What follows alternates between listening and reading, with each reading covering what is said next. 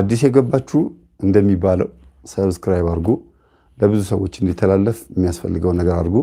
ቢያንስ 7000 ሰው ያየው ከሆነ 7000 ሰው ላይክ ቢያደርግ ዩቲዩብ ራሱ ወደ ብዙ ሰዎች ያሻግረዋል።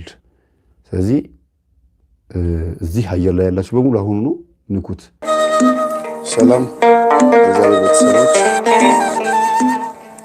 እንደምን አመሻችሁ።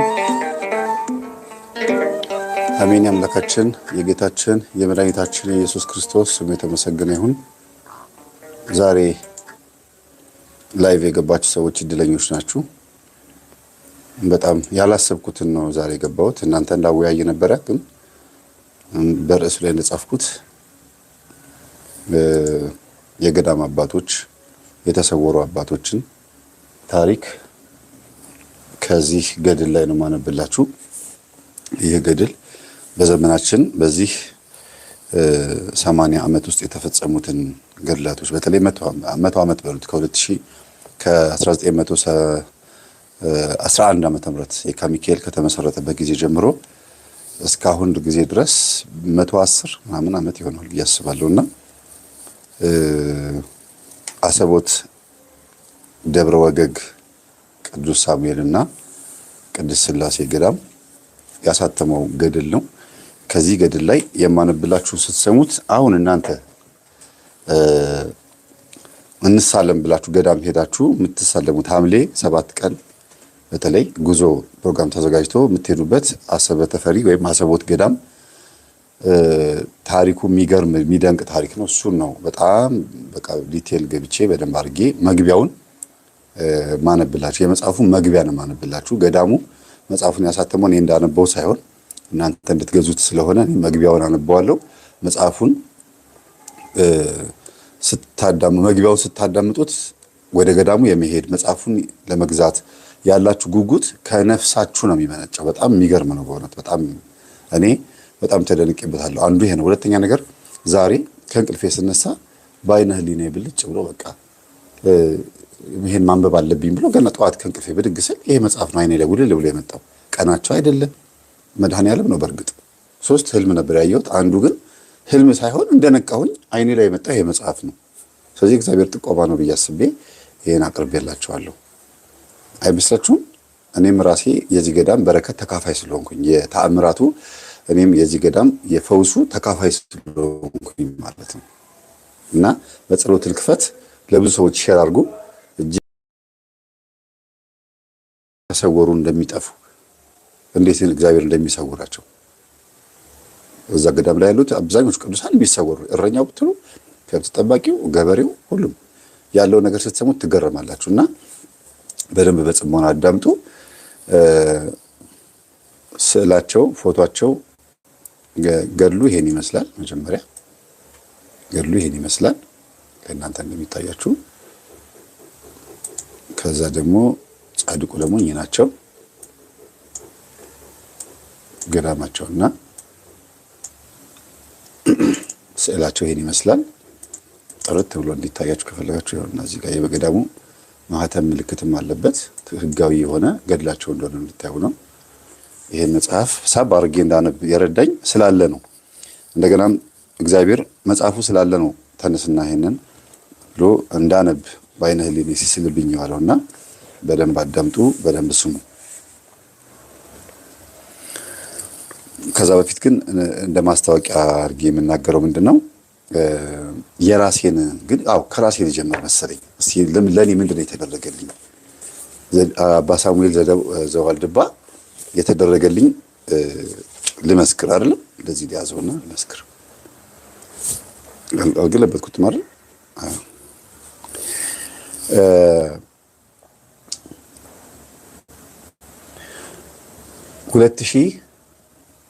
2005 ወይ 2006 ዓመተ ምህረት አካባቢ ምናልባት አሰበ ተፈሪ ያላችሁ ቅድስት ልደታ ማርያም ቤተክርስቲያን ህንጻው የተመረቀበትን ዓመተ ምህረት ካስታወሳችሁኝ በዛን ጊዜ ነው የመጣሁት። አሰበ ተፈሪ መጥቼ ቤተክርስቲያኑ ሲመረቅ እኔም ነበርኩ። መሰረት መብራቴ አርቲስት መሰረት መብራቴ ከሜሮን ጌትነት አርቲስት ሜሮን ጌትነት እንዲሁም አርቲስት ሐመልማል አባተ አንድ ላይ ነው ከዚህ ሄድ ነው እና ያረፍነውም ሐመልማል አባተ ሆቴል ነው።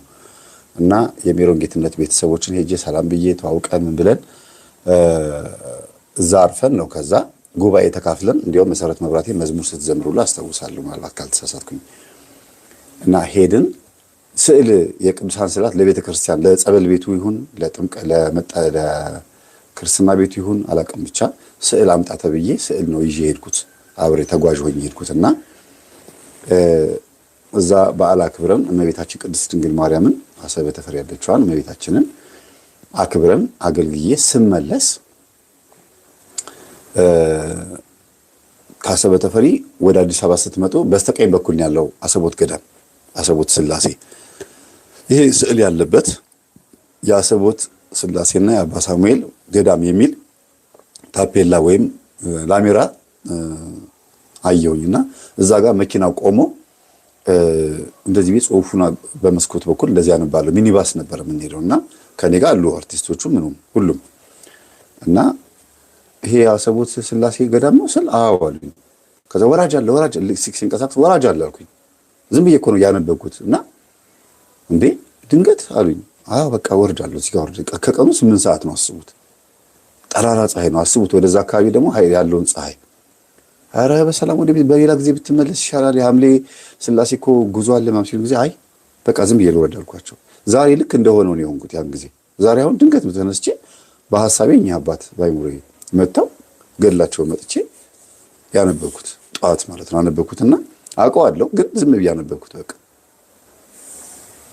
እና አይገርም በቃ ከመኪናው ስወርድ ራሱ በጣም ቅር እያላቸው ነበረ። ከአውቶቡሱ ማነው ከሚኒባሷ ወርጄ ትንሽ መንገድ እንደተጓዝኩኝ ብቻ ልትሄድ ነው አለችኝ አንደኛዋ እዛ የገጠሩ ነዋሪ። አዎ አልኳት። ቶሎ ቶሎ ተራመድ ይመሽብሃል አለችኝ። እንዴ እርኩ ነው እንዴ አልኳት። ከወረድኩኝ በኋላ ሚኒባሱ ከሄደ በኋላ ማለት ነው። አዎ ትንሽ በከተማ ልጅ ጉዞ ይመሽብሃል አለችኝ። መሀል ላይ ቤት የለም እንዴ አልኳት።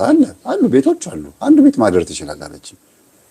በቃ ቦርሳዬን በጀርባ ያዝያለሁ ኢርፎን ጆሮዬ ላይ ሰክቼ ባትሪው እስከሚያልቅ ድረስ በስልኬ እያዳመጥኩ 2005 ወይ 2006 ዓመተ ምህረት ይመስለኛል ዓመተ ምህረቱን ባላስታውሰው የዛሬ 12 ዓመት ምናምን እና ሀምልማል ዘፋኟ ነች። በጣም ጎበዝ ናት በነገራችን ላይ በሃይማኖት ጎበዝ ናት ጠንካራ ነች። እና ቤተክርስቲያኑ በሚመረቅበት ሰዓት ብዙ እርዳታ ነው የሰጠችው በጣም ብዙ እርዳታ ለሙስሊሞች ብቻ ወደ 8 ከብት ነው የታረደው። ሙስሊሞችም ሰርተዋል ቤተክርስቲያኑ ባይዘው የአሰቦት ልደታ ማርያም ቤተክርስቲያንን ሙስሊሞች በቁጥር ይበዛሉ ቤተክርስቲያኑ የሰሩት እና 8 ከብት ነው የታረደው። ለኦርቶዶክሳውያኑ 6 ነው 5 ከብት ነው የታረደው በቁጥር እንደዛ ስለሚበዙ ማለት ነው።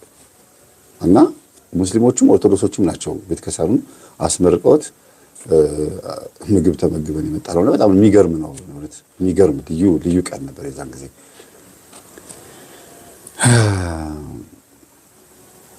እና ወደ አሰቦት ገዳም ሄድኩ ዝም ብዬ በቃ ተራራው 2 መንታ ተራራ ነው ይታያል ባይዘው ያነብላችኋለሁና ሄድኩኝ መሸ። እናንተ እውነትም እንደተባለው በቃ ዝም ብዬ ነው በዚህ በረሃ ነው በረሃ ሲባል አሸዋ ማለት አይደለም ግን በቃ ኦና ነው ግልጥ ያለ ነው።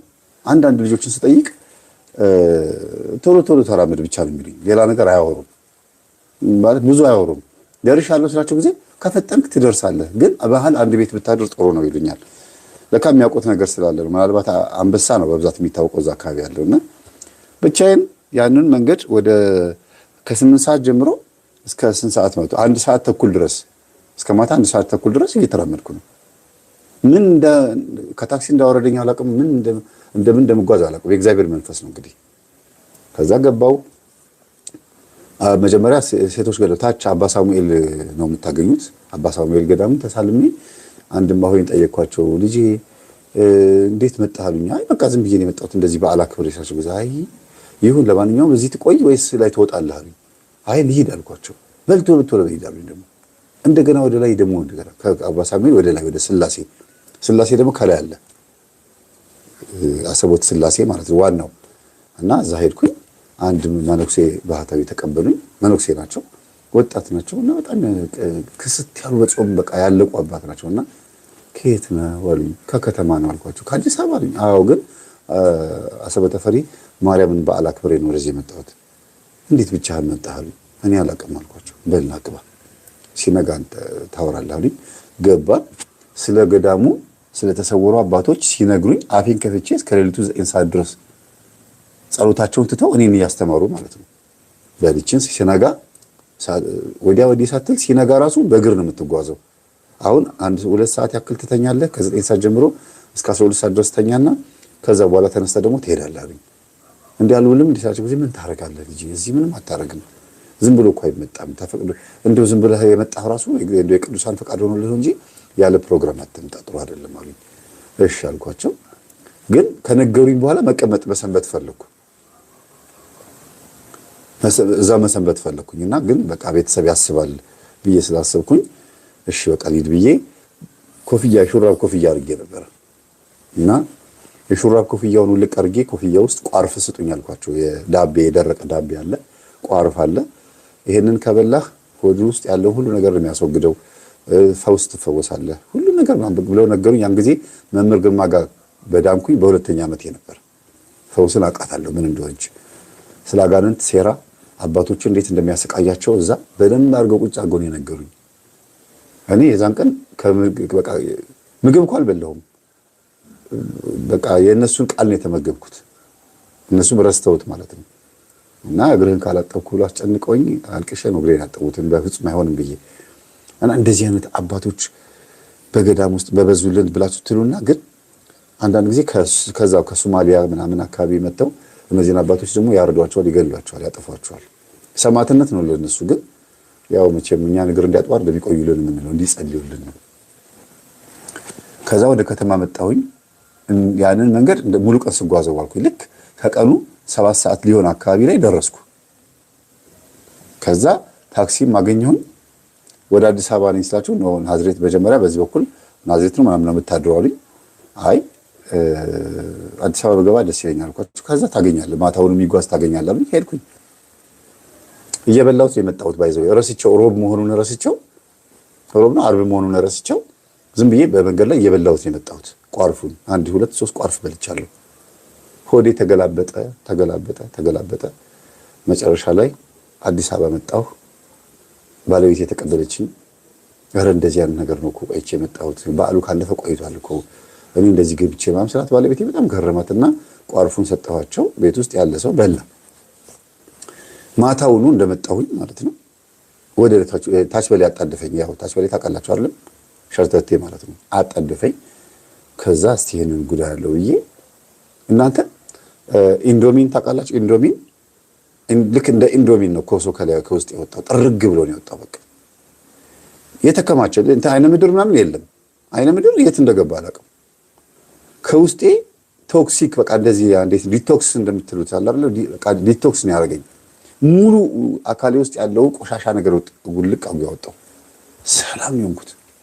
ምንም ለካ ቃል ኪዳን አለው። የገዳሙ ቃል ኪዳን ይሄ ነው። አሁን ስታነብላችሁ ትሰሙታላችሁ። በጣም ነው የገረመኝ። የዛን ጊዜ ይመስለኛል የጨጓራ በሽታ ድራሹ የጠፋው። ጨጓራ የሚባል ነገር ከላይ ልም ብሎ የጠፋው። መምህር ግርማ ጋር ከተፈወስኩ በኋላ በእርግጥ አላመመኝም ጨጓራዬን፣ ግን አንዳንድ ምግቦች ስበላ ይነሳብኝ ነበር። ዝም ብሎ አይነሳብኝም ከተፈወስኩ በኋላ። ግን ይሄ አልወዳቸውም የምላቸው ምግቦችን ስበላት ያመኝ ነው። ግን ሙልጭ ብሎ ድራሹ የጠፋው እና ይሄን አይነት ተአምር ተደርጎልኛል አሰቦት ገዳም። ለምን ወደ ገዳሙ እንደወረድኩ ሳላውቀው ይሄ ነገር ተደርጎልኛል።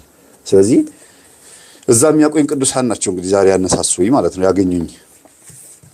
ያገኘኝን አገኘሁት፣ የጠራኝን ተከተልኩት፣ እሱ ከማዶ ሲጣራ እኔ አልቀድመው ስል ስፈራ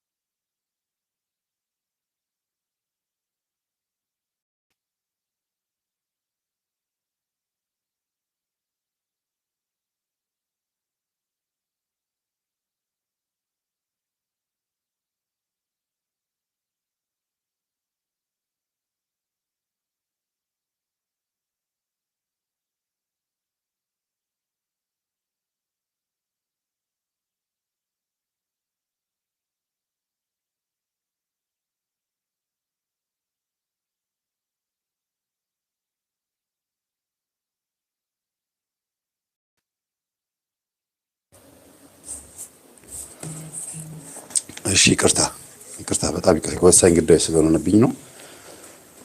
እሺ ወሳኝ ጉዳይ ሆኖብኝ ነው። ይቅርታ ግዴታ መልእክት ማስተላለፍ ስላለብኝ ነው። ስለ ጻድቁ አቡነ ሳሙኤል ዘደብረ ወገግና እሳቸው ስለገደሙት አሰቦት ገዳም ደብረ ወገግ ቅድስት ሥላሴ ገዳም አጭር ታሪክና ከብዙ ታምራት መካከል ጥቂቱን። ዜና ልደቱ ወእረፍቱ ለአቡነ ሳሙኤል ዘደብረ ወገግ። ጻድቁ አቡነ ሳሙኤል የተወለዱት በሸዋ ሀገረ ስብከት ቀድሞ ጽላልሽ ዛሬ ቡልጋ በሚባለው አውራጃ በሚገኘው በተለየ ስሙ ዝም በሚባል ቦታ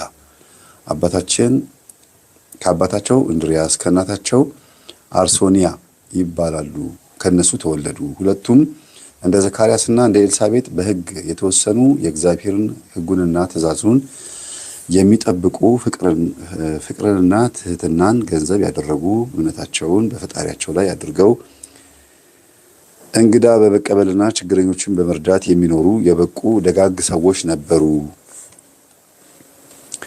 ግብፃዊት ማርታ ለእንግዳ መቀበያና ለስዕል ቤት በተለየ ሁኔታ እንደሰራች እነርሱም ለእንግዳ መቀበያ ቤትና በተለይም ለመነኮሳት ማረፊያ አሰርተው የወጣ የወረደውን ይቀበሉ ነበረ። አይገርማችሁም? ሆን ብለው እኮ ነው። ድንገት አንድ መነኩሴ ጸሎተኛ የሆነ አባት ከደከመው ብለው ማለት ነው። እንደዚህ ያለ በጎ ስራ ሲሰሩ ሳለ የነገሩትን የማይረሳ የለመኑትን የማይነሳ እግዚአብሔር በጎ ስራቸውን አይቶ ልመናቸውን ተቀብሎ ንዑድ ክቡር የሆኑ አባ ተክለ ሃይማኖትን ከዕለታት በአንድ ቀን ከበዓታቸው ወደ ደብረ ሊባኖስ አንስቶ በእነዚህ በደጋግ ሰዎች ቤት እንዲያድሩ አደረገ። ጻድቁ አባታችን አቡነ ተክለ ሃይማኖት በነበሩበት ዘመን ማለት ነው። በአጠገባቸው እንዲያልፉ በእነሱ ቤት አጠገብ እንዲያልፉና እሳቸው ቤት እነሱ ቤት እንዲያልፉ አደረገ። በእነማን ቤት? በእነ አባ ሳሙኤል ቤት ወይም በእናትና በአባታቸው በቅዱስ እንድሪያስና በእናታችን በቅድስት አርሶኒያ ቤት በኩል ማለት ነው። እነሱም አቡነ ተክለ ሃይማኖትን በግንነት ተቀብለው ችግራቸውን ነገሯቸው። አቡነ ተክለ ሃይማኖትም በጸጋ እግዚአብሔር ተገልጦላቸው አይዟችሁ፣ አትዘኑ፣ እግዚአብሔር ጣዖታትን የሚሰብር አጋንንትን በጸሎት የሚያርቅ ሕዝቡን ከኃጢአት በሽታ የሚያድን ፈጣሪን የሚያስደስት ደግ ልጅ ይሰጣቸዋል ብሏቸው ወደ በዓታቸው ተመልሰዋል። ጻድቁ አቡነ ሳሙኤል በእግዚአብሔር ፈቃድና በአቡነ ተክለ ሃይማኖት ብስራት ጥቅምት 5 ቀን ተጸንሰው ሐምሌ 10 ቀን በ1248 ዓመተ ምህረት ተወለዱ። በተወለዱም ጊዜ ልዩ ልዩ ተአምራት ተደርገዋል። የተወለዱት መቼ ነው? የዛሬ 800 ዓመት በኦሪት ዘጸአት ምዕራፍ 34 ቁጥር 29 እንደሚገኘው ሙሴ ረድኤተ እግዚአብሔር ያልተለየው በመሆኑ በፊቱ ላይ ብርሃን ተስሎበት ብርሃን ለብሶ ብርሃን ተጎናጽፎ ከመታየቱም በላይ እንደ ፀሐይ በማንጸባረቁ የእስራኤል ልጆች የፊቱን ብርሃን እንዳያንጸባረቅባቸው እና ወደ እርሱ መቅረብ እንደፈሩ ሁሉ አባታችን አቡነ ሳሙኤልን በተወለዱ ጊዜ ጸጋ እግዚአብሔር ስላልተለያቸው አንድ ጊዜ እንደ በረዶ፣ አንድ ጊዜ እንደ እሳት፣ አንድ ጊዜ እንደ ልምላሜና ቢጫ ሆነው በአራት ልዩ ልዩ ህብረ መልክ ተለዋውጠው በመታየታቸው ሲወለዱ የነበሩ ሴቶች በመልካቸው መለዋወጥ አይተው ይህ ሕፃን ማን ይሆን? ከዚህ በፊት እናቶቻችን እንደዚህ ያለ አልነገሩንም፣ እኛ አላየንም፣ አልሰማንም እየተባባሉ ሲደነቁ አባታቸው እንድሪያስ ስለተደረገው ተአምር እኔ የተረዳሁትን አላወቃችሁምና ታገሱ አለና አጽናናቸው ይላል። በረከታቸው ይደርብን በእውነት። ጻድቁ ብፁዕ አቡነ ሳሙኤል በሕፃነቱ በጥምቀት ከልዑል እግዚአብሔር የሚወለዱበት ቀን በደረሰ ጊዜ አባታቸው እንድሪያስ ወደ ደብረ ሊባኖስ ሄደው አስቀድመው ላበሰሯቸው በስጋቸውም ዘመዳቸው ለሆኑት ለአቡነ ተክለ ሃይማኖት የክርስትና አባት እንዲሆኑላቸው ጠየቋቸው። አቡነ ተክለ ሃይማኖትም ፈቃድ እግዚአብሔር ይሁን ብለው አብረው ሄደው በ40 ቀናቸው ክርስትና አነሷቸው። ስመ ክርስትናቸውንም ሳሙኤል ብለው በነቢዩ ሳሙኤል ዘመሲፋ ስም ሰየሟቸው። ሳሙኤልም ማለት እግዚአብሔር ጸሎቴን ሰማኝ ማለት ነው ይላል። በዚህ አጋጣሚ ይህንን ስም ለልጆቻችሁ ስታወጡ እንደዚህ ማለት ነው፣ እግዚአብሔር ጸሎቴን ሰማኝ። ይህም የሆነበት ምክንያት የአቡነ ሳሙኤል እናትና አባት መካን ሆነው ሲኖሩ በእግዚአብሔር ፈቃድ በአቡነ ተክለ ሃይማኖት ብስራት ስለወለዱ ነው። በምዕራብ ሐረርጌ በሚኤሶ ወረዳ ዛሬ ማለት ነው፣ ሚኤሶ የሚባል ሀገር አለ አይደል? በሚኤሶ ወረዳ ከአዲስ አበባ 300 ኪሎ ሜትር ወደ ሐረር በሚወስደው ዋና መንገድ በስተሰሜን ሁለት ወንድማማች ተራራዎች ተንጣለው ሜዳ መካከል ወደ ሰማይ አንጋጠው ቆመዋል። ቅድም ያልኳችሁ እኔ ያየሁት ተራራ ማለት ነው። ከመኪና መንገድ ቆሞ ለሚመለከታቸው ተንጋጠው ተገጣጥመው የሚገፋፉ ይመስላሉ። ከዋና መንገድ ተገንጥሎ በተሰራው መግቢያ መንገድ ጉዞ ሲጀመር ግን አንደኛው ወደ ምስራቅ ሌላኛው ወደ ምዕራብ መለያየት ይጀምራሉ። እንዲያውም በምስራቅ በኩል ያለው ተራራ እያለፉ ወደ ምዕራብ ወዳለውና ወደ ታላቁ ተራራ እየተጠጉ ሲመጡ መራራቃቸው ለመንገደኛው የበለጠ ይታያል። ቦታው በመንፈሳዊ ጸጋ ብቻ ሳይሆን በገሃዳዊ ውበቱና ዓይን በይበልጥ ይስባል በሚለው በዚህ ተራራ አናት ላይ ከመኪና መንገዱ 17 ኪሎ ሜትር ርቀት ላይ ዋናው ገዳም ይገኛል። ቤተክርስቲያኑ በቅድስት ሥላሴ ስም የታነጸ ሲሆን ከዘመናችን እጅግ ውብ ስራዎች ሊመደብ ይችላል። ከዋናው ገዳም ወደ ደቡብ አቅጣጫ ከተራራው ደረት ላይ ባለችው ትንሽ ደልዳላ ቦታ ደግሞ ጽሑፍ ለማያውቃቸው በምናስተውላቸው አባታችን አቡነ ሳሙኤል ስም የታነጸ ቤተክርስቲያን ይገኛል። ይህ የሴቶች ገዳም ሲሆን የላይኛው የቅድስት ሥላሴ ስም የታነጸው ቤተክርስቲያን ደግሞ የወንዶች ገዳም ነው ይላል። ደብረ ወገግ የሚለው ስም የተሰየመው ከመላእክት ነው።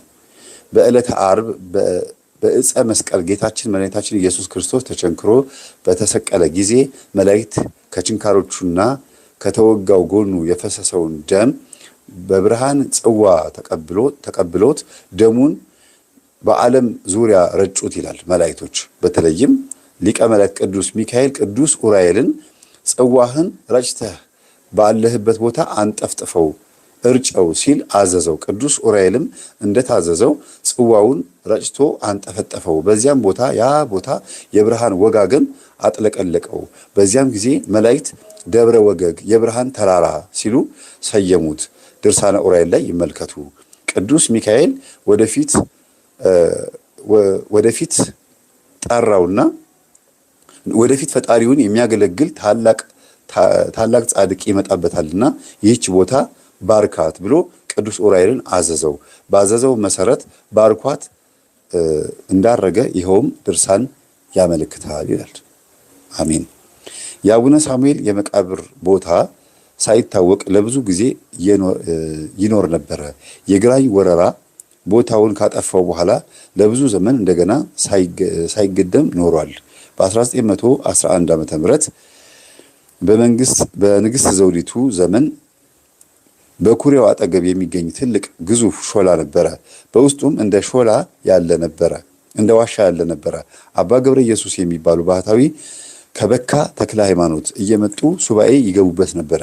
ከዚህም ቅዱሳን ተገልጸው እንዲህ አሏቸው፣ ገዳሙ የሚቀናበት ጊዜ ደርሷልና ሄደህ ለንግሥት ዘውዲቱ ለአልጋ ወራሽ ተፈሪ መኮንን ንገር ባሏቸው መሰረት አባ ገብረ ኢየሱስ ሄደው ከቤተ መንግስት ዕለቱን ገብተው መግባት ቢከብዳቸው በጊዜው ከቤተ መንግስት ታዋቂና ቀራቢ ለነበሩት ለአለቃ ገብረ መድኅን ሁኔታውን ነገሯቸው። አለቃ ገብረ መድኅንም ለንግሥት ዘውዲቱ ለአልጋ ወራሽ ንገረው ብለው በ1911 ዓ.ም በአለቃ ገብረ መድኅን አማካኝነት ገዳሙ እንደገና እንዲቀና አደረጉ። ደብረ ወገግ እንደገና ሲገደም ምንም አይነት ቤተክርስቲያን አልነበረውም። በዚያን ጊዜ የወታደሮች አለቃ በነበሩት አቶ ሸዋን ዘራፍ አማካኝነት የአባታችን የአቡነ ሳሙኤል ቤተክርስቲያን በሳር ክዳን ተሰራ። በ1948 ዓ.ም ቆርቆሮ ለበሰ። በ1967 ዓመተ ምህረት የአቡነ ሳሙኤል የመቃብር ቦታ ያን ጊዜ በህይወት በነበሩትና አሁን በእረፍት በተለዩን ደግ አባት አባ መዘምር አፈወርቅ አማካይነት ተገለጸ ይላል። እሳቸውን ላሳያችሁ። አባ አፈወርቅ የሚባሉት አባት እኚህ ናቸው። በጣም የበቁ አባት ናቸው። የእሳቸውን ታሪክ በሌላ ጊዜ በሰፊው ነው እንደዚሁ እዚሁ ላይ ስላለ አቀርብላችኋለሁ። አባ መዘምር አፈወርቅ አማካይነት ተገለጸ ገዳሙ ማለት ነው። በዚህ ዓመተ ምህረት በጊዜው የገዳሙ መምህር በነበሩት ንቡረድ ገብረ ሕይወት መልሴ አማካይነት አነስተኛ ቤተክርስቲያን በመቃብራቸው ላይ ተሰራ፣ በአባታችን በአባ ሳሙኤል ማለት ነው። በዚህም ቤተክርስቲያን ላይ በተለያዩ ጊዜያት ብርሃን ሲበራበትና ቅዱሳን ሲያገለግሉበት እድል የገጠማቸውና ብቃት ያላቸው ያያሉ፣ እኚህም አባት ጭምር ማለት ነው። ይህም ተአምር ለገዳማውያን ብቻ ሳይሆን ከልዩ ልዩ ቦታ ለሚሄዱ ምዕመናን ሲገለጽላቸው ቆይቷል።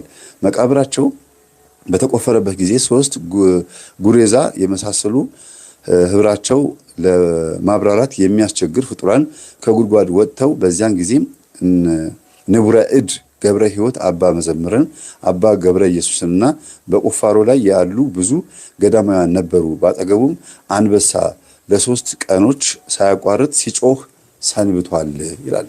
አባ ሳሙኤል ዘደብረ ወገግና አባ ሳሙኤል ዘዋልድባ በነገራችን ላይ በአንበሳ ነው የሚታወቁትና ይገርማል በጣም። እሺ ለመለሰው እንደገና አባ ሳሙኤል ዘደብረ ወገግ በረከታቸው ይደርብን፣ ሁላችሁም በረከታቸው ይደርብን በሉ። አባ ጸጋም ይባላሉ። መውጣት አለበት የተባለበትን ጊዜ ስለዘነጉ ይላል። እኚህ ቅድም ያልኳችሁ ማለት ነው። በ1975 ዓመተ ምህረት ካለበት አውጥተው በማህበረ ካህናት አስረከቡት። መስቀሉን በዕቃ ቤት መደርደሪያ ላይ በግልጽ ቦታ ተቀመጠ። አባ ጸጋም ግን አእምሯቸው ነሳቸው። ወዲያውኑ መስቀሉ ካለበት ተሰወረ። አባ ጸጋም በማህበሩ ጸሎት ሲሻላቸው መስቀሉ ግን ተሰውሮ ከረመ። በመጨረሻም አባ መዘምር አፈወርቅ በመንፈስ ቅዱስ ተመርተው መስቀሉ የሚከሰተው በአዲስ አበባ ለሚሄዱ 2 ምዕመናን መሆኑን ተናገሩ። እንደተነገረውም ከአዲስ አበባ ለሄዱ ምዕመናን መደርደሪያ ላይ በግልጽ ቦታው ተቀምጦ ታየ። እንደናንተ ያሉ ገዳም ሊሳለሙ እንደሚሄዱ ሰዎች አያችሁ። ምክንያቱም ከዛው ገዳም ቢሆን ማንም ሰው አያምናቸውም፣ እርስ በርስ ስለማይተማመኑ ማለት ነው። ውሸት ነው ሊባል ስለሚችል ከአሰበ ተፈሪዋ ተማሪ ፍቅርተ ሌላ በኋላ የምታርክላችሁ ነው። ፍቅርተ የምትባል ልጅ አለች፣ ሰንበት ተማሪ ናት። ስላሴን እንዴት እንዳየች ይናገራል እዚህ ላይ። ሌላ በገዳሙ ስውራን ቅዱሳን እርዳታ ያገኙ ሌላም አባት አሉ።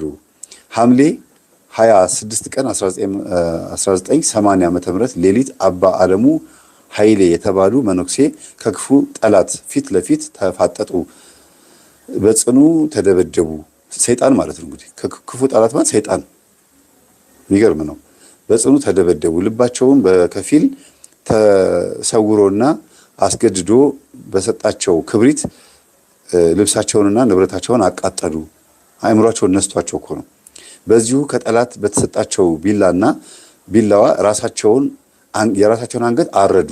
እኚሁ አባት ማነው ስማቸው? አባ ዓለሙ ኃይሌ የሚባሉ አባት ማለት ነው። አረዱ።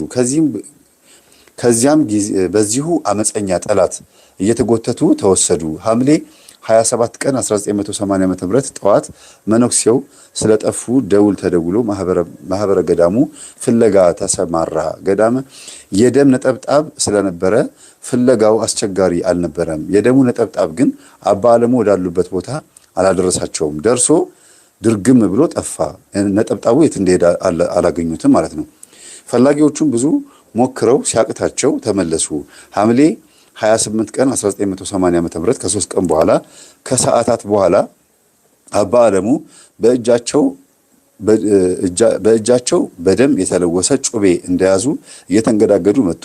ጊዜው የድርጎ ደውል የተደወለበት ነበርና በብዙ ሰዎች ዓይን ውስጥ ገቡ። ምን እንደተፈጸመባቸው ሲያስረዱ ቁመቱ ሰማይ የሚጠጋ የሚመስል ጥቁር ሰው በፊቴ ገብቶ ደበደበኝ፣ ልብሶቼንም ክብሪት ሰጥቶ አስቃጠለኝ፣ በቤቴም ገብቶ ረገጠኝ፣ ጩቤ ሰጥቶ የገዛ አንገቴን በገዛ እጄ አስቆረጠኝ። ከዚያም እየጎተተ ወስዶ ተቀመጠብኝ። እናንተ በፍለጋ ስትንጓለሉ አያችሁ ነበረ፣ ግን ስለተቀመጠብኝ ልታዩኝ አልቻላችሁም፣ እኔም ልናገር አልቻልኩም። አሁን ግን 3 ነጫጭ ልብስ የለበሱ አዛውንት መጥተው ሲያማትቡበት ሰይጣኑ ትቶኝ ሸሸ፣ እኔም መጣሁ ሲሉ ለማህበሩ መነኮሳት መስክረዋል። እርሳቸውም ቁስላቸው ድኖላቸው 5 ዓመት ከኖሩ በኋላ በሰላም አረፉ ይላል። ታምራቶቹ እንግዲህ ዝም ብላችሁ አዳምጡ፣ የሚገርም ነው። በዚሁ ገዳም የእግዚአብሔር ጥበቃና የቅዱሳን ተራዳይነት ከጸባ አጋንንት ብቻ አለመኖሩ የሶማሊያ ወረራ ጦር አንዱ ማስረጃ ነው ይላል። በወቅቱ ሶማሌዎች በዛ በኩል እየገቡ አዳል ሶማል የሚባል ሰፈር ማለት ነው። በሌላም ጊዜ በ1984 ዓመተ ምህረት የጃራ ሰራዊት እየተባለ በሚጠራው እስላማዊ ድርጅት 17 ክርስቲያኖችን በግፍ ረሽኖ ገደል ከጣለ በኋላ ጥቂቱን ያለመው በዚሁ ገዳም ነበረ። ጥቃቱን ያለመው በዚህ ገዳም ነበረ። ፊደላቶቹ ትንሽ ስለሚያስቸግሩ ነው። የእቅዱ መሰረት ሰርጎ ገብ ወታደሮችን ወደ ገዳሙ ላከ። ግንቦት 16 ቀን በ1984 ዓ.ም ምሽት ግን ወታደሮቹ የተፋጠጡት ከሚረሽኑት ወይንም በማጅራታቸው ከሚታረዱት ክርስቲያኖች ጋር ሳይሆን በቆሙ ከሚያበላሹ ነጫጭ አንበሶች ጋር ነበረ። ከመጡት ውስጥ 6ቱ በአንበሶቹ ተሰብረው ሲሞቱ 3ቱ ተሰባብረው ተበልተዋል ማለት ነው። የተረፉትም እየተርበተበቱ የደረሰባቸው ፍዳ በአደባባይ መስክረዋል። የሚገርመው ግን ሁኔታው በሙሉ በመንፈስ ቅዱስ በታደሉ አባቶች የድርጊቱ ቀን እንኳ ሳይቀር አስቀድሞ ተነግሮ የነበረ መሆኑ ነው። እንደዚህ መተው ልክ እንደዚህ እንደሚበሉ ማለት ነው በአንበሳ የሶማሊያ ወታደሮች። ይህ ቅዱስ ማለት በ1900 ካራማራ የሚባለው ጦርነት ማለት ነው። በ1977 ዓ.ም አካባቢ ከባድ ጦርነት ነበረ ኢትዮጵያና ሶማሌ። ይህ ቅዱስ ገዳም ለብዙ ህሙማን ያለ ጸበል ወይንም ያለ ምእመን እርዳታ ፈዋሽነት አስመስክሯል። ገና ከተራራው ስንደርስ የገዛ አካላችንን ቀለለን፣ የሚሰማን ህመም ለቀቀን፣ ጭንቀታችን ጠፋልን የሚሉ አሉ። ይሄ እውነት ነው። እኔም ራሴ እንደዚህ ነበር የተሰማኝ። ወደ ገዳሙ ስገባ ሰውነቴ ባየለ የሚንሳፈፍ ነበር የሚመስለኝ። እንደው ሐምሌ ስላሴ ሄዳችሁ ባያችሁት ሐምሌ ስላሴ አሁን ጥርም በእርግጥ አለ፣ ጥር 7ም ዓመታዊ ነው። ግን ሐምሌ ስላሴ በጣም ብዙ ጉዞ ስላለ ነው። ክረምት ነው። በዛ ላይ ቻሌንጅ ያደርጋችኋል። በጣም ትፈተናላችሁ። ጥሩ ነው እንደዚህ አይነት ፈተና መጋፈጥና እኔ ራሴ አንዱ ነኝ። ወደ ገዳሙ ስትሄዱ እንዴት እንደሚቀልብ ብታዩ ተስፋ ታደርጋላችሁ። የሆነ የሚያናገራችሁ ነገር ያለ ነው የሚመስለው። ዳቤ ስንቀምስ ቅድም ያልኳችሁ የኔ እንግዲህ ዳቤውን ቀምሼ የሆንኩት ነው። ዳቤ ስንቀምስ ተፈወስን የሚሉ አሉ። በአንድ ወይንም በሁለት ወይንም በሶስት ሌሊት ገዳም ውስጥ በመሰንበታቸው ተፈወስን የሚሉ ብዙ ናቸው። ስምረተ ስላሴ ለዚህ ጥሩ አብነት ነው። 2 ዓመት ሙሉ መናገር ሆነ ራሱንም መቆጣጠር አይችልም ነበር። እዚህ ገዳም በመጣ በ3ኛው ቀኑ መናገርም ሆነ ራሱን መቆጣጠር ቻለ። ፈጽሞም ተፈወሰ። ምንም የተደረገለት እርዳታ አልነበረም። ይህ የሆነው በ1998 ዓመተ ምህረት ነው። በገዳሙ የሚፈጸሙ ተአምራት አሁንም እየታዩ ይገኛሉ። ከነዚህ መካከል በየቦታው በየዓመቱ በገዳሙ የሚገኙ መናንያን የአብይ ጾምን ለማስያዝ ከአዲስ አበባ ወደ ገዳሙ የሚጓዙ የማህበረ መድኃኔዓለም አባላት ሲኖሩ እንደ ልማዳቸው በ1999 ዓ.ም ጾም ለማስያዝ ሲሄዱ የካቲት 7 ቀን 1999 ዓ.ም በምሽት ላይ ጾም ካስያዙ በኋላ ጌታ በተሰቀለ ጊዜ የመላእክት አለቃ ቅዱስ ኡራኤል የፈጣሪውን ደም በጽዋው ተቀብሎ በገዳሙ ላይ ሲረጨው የወረወረውን የብርሃን ጎርፍ አይነት እነርሱም በገዳሙ ውስጥ በዛው ዕለት የብርሃን ጎርፍ ሲወርድ አስደናቂውን ተአምር ተመልክተዋል ይላል። ከአዲስ አበባ ሄዱ ሰዎች ይሄ በመጽሔትም እኔ በጋዜጣ ሲነገርም ሰምቻለሁ። በጣም ይገርም 99 ዓመተ ምህረት ላይ ያን ጊዜ እኔ እንግዲህ ምርጥ በቃ በጣም ጥሩ በቃ ትኩስ ሰንበት ተማሪ ታውቃላችሁ እንዴ 89 ዓመተ ምህረት ነው ሰንበት ተማሪ ሆንኩት በ10ኛ ዓመቴ ማለት ነው። ይሄን ማቀው ጉዞ አለ ተብሎ በየገዳማቱ በምንሄድበት ሰዓት በአውቶቡስ ውስጥ እየሰበኩኝ እየዘመርኩኝ ይጓዝ ነበር። መዝሙሩ ላይ ብዙም አይደለሁም ግን ስብከቱ ላይ ነው እናስጎበኝ ነበርና በየገዳማቱ በምንሄድበት ሰዓት ብዙ ነገር ለምናየው እዚህ ቦታ ላይ ግን ይሄንን ስንሰማ በጣም የሚገርመው ይደንቃል በጣም እንደው ይሄን ገዳም ሳታዩት አትሞቱ። በሌላም በኩል በምስራቅ ሐረርጌ ዞን ስር ባለች በሸለንቆ ከተማ ውስጥም የምትኖር የሙስሊም እምነት ተከታይ ሴት ለ6 ዓመት ማየት ተስኗት ስትኖር ሳለች በዚሁ ገዳም ሐምሌ 7 ቀን 2002 ዓመተ ምህረት ተገኝታ በአጋዕዝተ ዓለም ቅድስት ሥላሴ በዓል ሌሊቱን ደማቅ የሆነ አበባ በፊቷ ሆኖ እንዳሸተተችና እንዳሳያት ወዲያውኑም ብርሃኗ እንደተመለሰላት መስክራለች። አይነ ስውር የነበረች ሴት የሆነ አበባ በነገራችን ላይ ይሄ ማናቀው ከተሰወሩ አባቶች የሚመጣ አበባ የሚባለው ጣር ለያዘው ሰው ይሄንን አበባ ሲያሸቱት ነፍሱ ከስጋው ልቅ ብላ ነው የምትወጣው። አበባ ሲያሸቱት ይሄ ነገር በብዙ ገዳማትና በብዙ ገድላት ላይ በብዙ አባቶች ላይ እንሰማለን።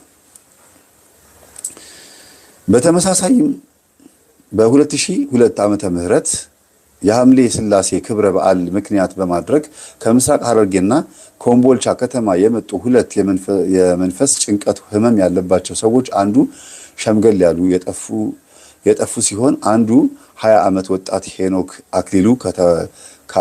አክሊሉ ከአባቱ ስር ሳይታሰብ ጠፍቶ ስለነበረ ወላጅ አባቱ ከገዳሙ ውጪ ሲፈልጉ ከቆዩ በኋላ እንደገና ወደ ገዳሙ በመመለስ በጻድቁ አቡነ ሳሙኤል ቤተክርስቲያን አካባቢ ከእግዚአብሔር የታዘዙ 3 ቅዱሳን ስጉራን አባቶች የሄኖክ አባት የሆኑትን ዲያቆን አክሊሉ ጸጋይን በመጽሐፍ ስማቸው በመጥራት አነጋገሯቸው።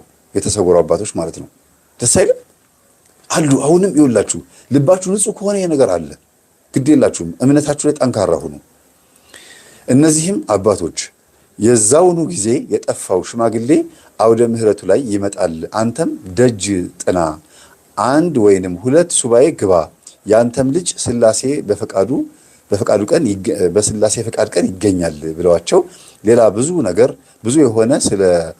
ብዙ የሆነ ስለ ቦታው ክብርና ጸጋ ስለ ራሳቸውም ያሳለፉትን ሕይወት ሁሉ ነግረዋቸው አሰናበቷቸው።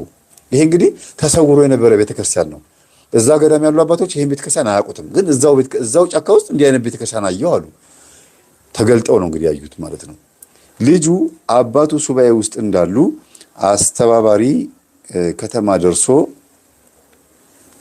አሰበ ተፈሪ ከተማ ደርሶ በዛ ተገኝተዋል ብለው መጥፋቱን የሰሙ ቤተሰቦች ደውለው በሱባኤ ላይ ላሉት ወላጅ አባታቸው ሲነግሯቸው እኔ እንደሚገኝ ከቅዱሳን አባቶቼ በተነገረኝ መሰረት ተስፋ አድርጌያለሁ።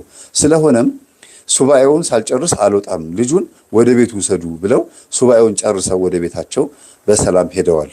ዲያቆን አክሊሉ በሱባኤያቸው መጀመሪያ አካባቢ የጻድቁ አባታችን የአቡነ ሳሙኤል የልደት በዓል ሐምሌ 10 ቀን 2002 ዓመተ ምህረት ሊከበር 1 ቀን ሲቀረው ከቅዳሴ በኋላ ከአንድ ስውር አባት ትኩስ ዳቤ ተሰጥቷቸው ተመግበዋል።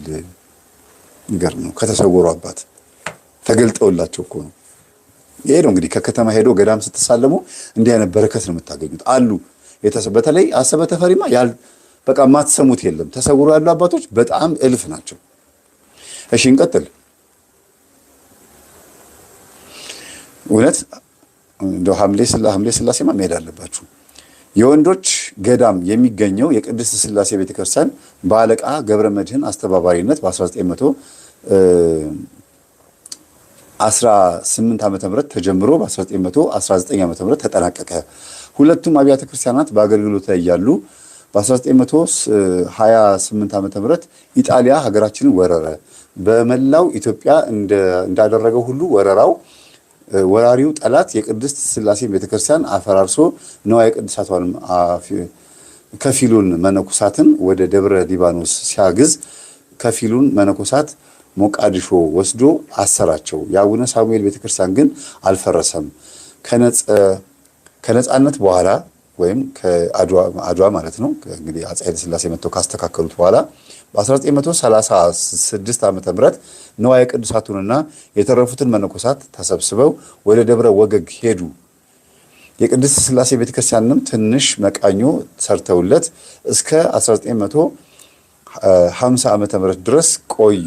ሰኔ 16 ቀን 1950 ዓመተ ምህረት በአፄ ኃይለ ሥላሴ ትእዛዝ አሁን ያለው ዘመናዊ ቤተክርስቲያን ህንፃ መሰረቱ ተጥሎ ጥር 7 ቀን 1952 ዓ.ም ግንባታው ተጠናቆ ታቦተ ሕጉ ከቆየበት መቃኞ ወጥቶ ወደ አዲስ ህንፃ ገባ።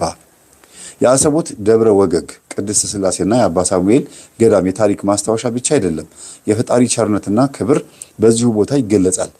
እጅግ ብዙ ከሆኑት ከዚህ ቦታ ከተደረጉት በመደረግም ላይ ካሉት ተአምራት ጥቂቶቹን እንጨምርላችሁ ይላል። የሚገርም ነው። በ1967 ዓመተ ምህረት በወቅቱ ተፈጥሮ የነበረው ሁኔታ የ67 ግርግር ማለት ነው በመጠቀም ወደ 500 የሚደርሱ በአካባቢው ያሉ ሰዎች ገዳሙን ለመውረር አሰቡ። አካባቢ ያሉ ሰዎች ማለት እንግዲህ በእስልምና ሃይማኖት ውስጥ ያሉ ሰዎች ማለት ነው። ዝግጅታቸውንም አጠናቀው ወደ ተራራው እንደተጠጉ ከየት መጣ የማይባል እጅግ ትልቅ የሆነ ቋጥኝ ከተራራው ቋጥኝ ማለት ትልቅ ድንጋይ ማለት ነው ተፈንቅሎ እየጮኸ እነሱ ወዳሉበት አቅጣጫ ሲምዘገዘግ ያያሉ። ሰዎቹ ደንብረው ሸሽተው ተበተኑ። ቋጥኙ መውረድ ሲችል በእግዚአብሔር ኃይል ለተአምር ያህል በተራራው ላይ እስከዛሬ ድረስ አለ ይላል። እኔም አይቼዋለሁ። በጣም ይገርማል። በ1969 ዓመተ ምህረት የሶማሊያ ወራሪ ጦር ሰርጎ ከገባ በኋላ ይህን ተራራማ ቦታ አይኑን ጣለበት። የላካቸው ሰርጎ ገቦችና ቅጥር ወታደሮች የአሰቦትን ገዳም ተራራ ይዘው በስተምዕራብ አዋሽን፣ በስተደቡብ አሰበ ተፈሪን፣ በስተምስራቅ ሐረርን፣ በስተሰሜን ድሬዳዋን በከባድ መሳሪያ እንመታለን በማለት ፕላን አውጥተው የጦር ስልት ለማድረግ ወደ ገዳሙ መጥተው ነበረ። ገዳሙን እንደ አንድ የጦር ካምፕ ለማድረግ ማለት ነው። እሺ፣ ተኩላዊ ተግባራቸውን ለመፈጸም ወደ ጋራው እንደወጡ 3 አንበሶች ከመካከላቸው ገብተው ከመበተናቸውም በላይ እያባረሩ እኩሌቶቹን ሰብረው ሲገሏቸው፣ እኩሌቶቹን ደግሞ እየተባረሩ ወደ ገደል በመግባት ተሰባብረው አልቀዋል። ይህ አምላካዊ ኃይል ያላገኛቸው ደግሞ በሌላ በኩል ወደ ገዳሙ ገብተው ሰይጣናዊ ተግባራቸውን ለመፈጸም ሲሞክሩ እርስ በርሳቸው ተኩስ ከፍተው በዚያ ተላልቀው ቀርተዋል።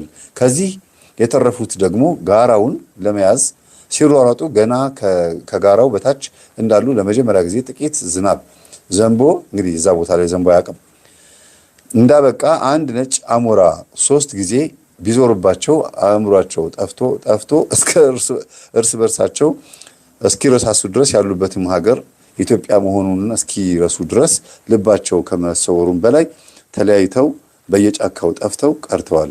ጉዳዩን ሲያሳውቁም የሀገሪቱ መሪ የነበረው ዚያድ ባሬ ማለት ነው የሶማሌው ዚያድ ባሬ በጣሊያን ወረራ ጊዜ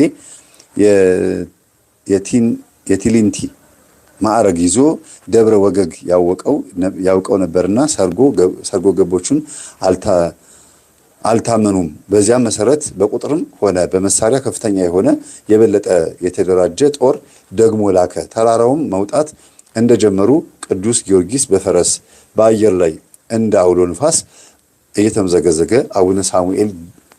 አቡነ ሳሙኤል ገዳም ደግሞ በብርሃን መስቀል ይዘው በታላቅ ግርማ ለሰርጎ ገቦቹ ታዩአቸው። የዚያን ጊዜ ገዳሙ በጭጋግ ተሸፈነ። ወታደሮቹም አእምሯቸው ተሰወረ፣ ልባቸውም ዘነጋ። ሁኔታውም ለመግለጽ ያህል የእብድ መንጋ ሆኑ ማለት ነው። አብዛኛውን በገደል ገብተው ተንኮታኮቱ። ጥቂት የተረፉት ከረጅም ጊዜ በኋላ መኢሶ ደርሰው ድንቅ ተአምራቱን መሰከሩ ይላል። የሚገርም ነው እግዚአብሔር ስራ።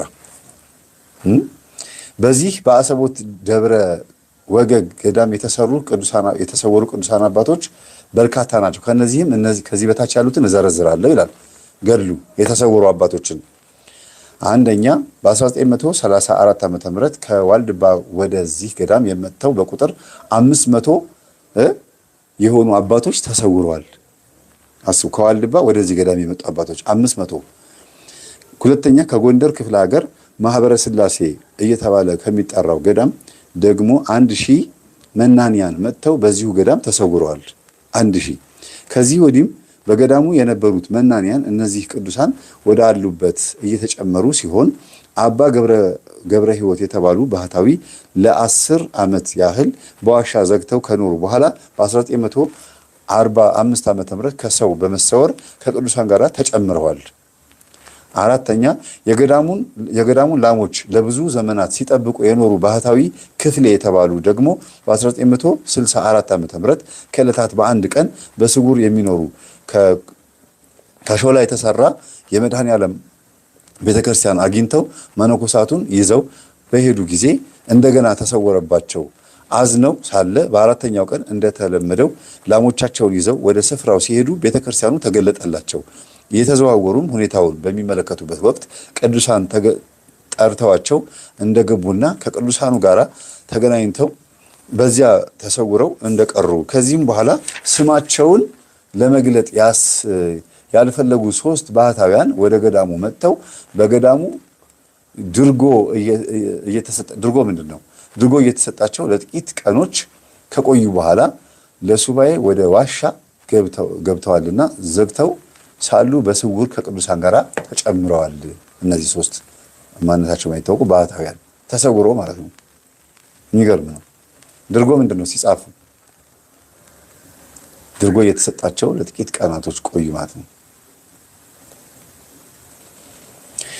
ይህ በዚህ እንዳለ አባ በላይ ወልደ ሚካኤል የተባሉ መነኩሴ አስቡት፣ የዚህ ዘመን አሁን ባለንበት ጊዜ እኮ ነው። አባ በላይ ወልደ ሚካኤል የተባሉ መነኩሴ ሐምሌ 7 ቀን 1972 ዓመተ ምህረት የኚህ ደግሞ የሚገርም ነው። በጣም በደንብ አዳምጡ። ከቅዳሴ በኋላ ከመነኮሳቱ ፊት አይን በአይን ከቅዱሳን ተጠርተው የተሰወሩ መሆናቸውና ከቅዱሳን አንድነት የገቡ መሆናቸው ተረጋግጧል። አባ በላይ ወልደ ሚካኤል በ1887 ዓመተ ምህረት በኢሉባቡር ክፍለ ሀገር ተወለዱ። በጠላት ጊዜ በ1887 ዓመተ ምህረት በጠላት ጊዜ ከትውልድ ሀገራቸው ወደ አዲስ አበባ መጥተው ለ5 ዓመት ያህል በአርበኝነት ሲሰሩ ቆይተዋል። ጠላት ከምድረ ኢትዮጵያ ለቆ ከወጣ በኋላም በአዲስ አበባ ለአንድ የግል ድርጅት በአሰሪነት ተቀጥረው ለብዙ ዓመታት እንደሰሩ ወደ ሐረርጌ ክፍለ ሀገር በመሄድ በሚኤሶ ከተማ ውስጥም በአንድ ግለሰብ ንግድ ቤት ሆቴል በኃላፊነት ተቀጥረው 1954 እስከ 1967 ዓ.ም ድረስ በታማኝነትና በቅንነት በማገልገል ላይ እንዳሉ ከዕለታት በአንድ ቀን ሌሊት በተሰጣቸው ክፍል ተኝተው ሳሉ የብርሃን ልብስ የለበሰች የወርቅ መስቀልና የወርቅ ዣንጥላ የያዘች እንደ ፀሐይ የምታበራ አንዲት ሴት መጥታ እናቴማ ፍቅር ከዚህ ቦታ ምን ታደርጋለህ? ከዛሬ ጀምሮ ወደ እኔ ና ብላ በራእይ ትነግራቸዋለች። ሲነቁ በነገሩ ተገርመው ይህ ነገር ምን ይሆን ብለው ለጊዜው ካሰቡት በኋላ ረስተውት ወደ ዕለት ተግባራቸው ተሰማሩ ይላል። አባ በላይ በሌላ ወርና በሌላ ዕለት ተግባራቸውን ሲያካሂዱ ውለው በተወሰነላቸው ጎጇቸው ተኝተው ሳሉ ሌሊት እንደ ቀድሞ አንዲት ሴት አለባበሷን አሳምራ የወርቅ መስቀልና ዣንጥላ ይዛ በራእይ ተገልጣ ከዚህ ቦታ ውጣና ወደ እኔ ና አላልኩህም ብላ ስትቆጣቸው ደንግጠው ወዴት ነው የሚሄደው ብለው ቢጠይቋት ወደ ብቸኛ ቤት ግባና ተቀመጥ። ብቸኛ ቤት ማለት መቃብር ቤት ማለት ነው። ወደ ብቸኛ ቤት ግባና ተቀመጥ አለቻቸውና ከእርሳቸው ተሰወረች። በማግስቱም ጠዋት ወደ ሚኤሶ ቅድስት ማርያም ቤተክርስቲያን ቅጥር ግቢ ገብተው ብቸኛ ቤት ወይም መቃብር ቤት ተቀምጠው በዚያም የዕቅብና ስራ ተሰጥቷቸው ሲሰሩ ከቆዩ በኋላ በ1971 ዓመተ ምህረት በግንቦት ወር አባ መዘምር ቅድም ያሳያችሁ ማለት ነው አባ መዘምር አፈወርቅ ከተባሉት ቆሞስ ማዕረገ ምንኩስናን ተቀበሉ። በዚህም ስራቸው እንዳሉ በሰኔ ወር በ1972 ዓመተ ምህረት እመቤታችን ቅድስት ድንግል ማርያም በራእይ ተገለጸችላቸውና ክፍልህ በዚህ ስፍራ አይደለም፣ ወደ አሰቦት ገዳም ሂድና ተቀመጥ አለቻቸው። በማለትም የገዳሙ አበምኔት መምህር ጥበበ ሥላሴ ገልጸውልናል ይላል። እመቤታችን ሶስተኛ ጊዜ ተገለጸችላቸው። አስቡት። መምህር ጥበበ ሥላሴ ነገራቸውን በመቀጠል እንዲህ አሉ። በገዳሙ ስራ ምክንያት ወደ ሜኤሶ ሄድኩኝ። አባ በላይ አይተውኝ ኖረው ወደ እኔ መጥተው አባታችን እመቤታችን ያለቻቸውን በሙሉ በዝርዝር ነገሩኝና ወደ ገዳሙ ገብቼ እንድቀመጥ ይፍቀዱልኝ አሉኝ። እንግዲህ እመቤታችን እንደተገለጠችላቸው ማለት ነው። እኔም እንደ እርስዎ ያለ አባት እንፈልጋለን እንጂ መች እንጠላለን፣ እርስዎም ከመጡ በደስታ እንቀበሎታለን፣ ይምጡ ብያቸው ወደ ገዳሙ ተመልሰው እርስ በርሳቸው ወዲያውኑ ሰኔ 28 ቀን 1972 ዓ.ም ወደ ገዳሙ መጥተው በማህበሩ አንድነት ገቡ። ማናቸው እኚህ? እንግዲህ እኛ አባት ፎቶአቸውን ቆይ ላሳያችሁ። እዚህ የት አሉ መሰላችሁ? ቆይ ከዚህ በኋላ አባ በላይን በፎቶ ባሳያችሁ ነው የሚሻለው።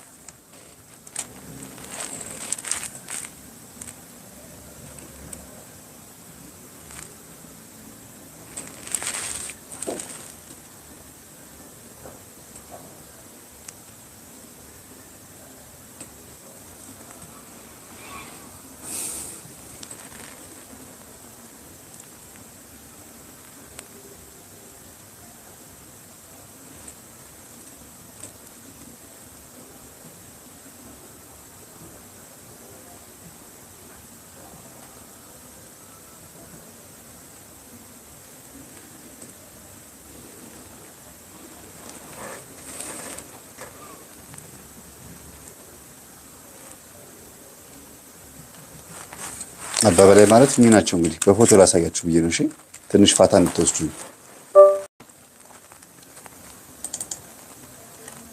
እኚህ ናቸው እመቤታችን ያናገረቻቸው አባት አባ በላይ ይባላሉ።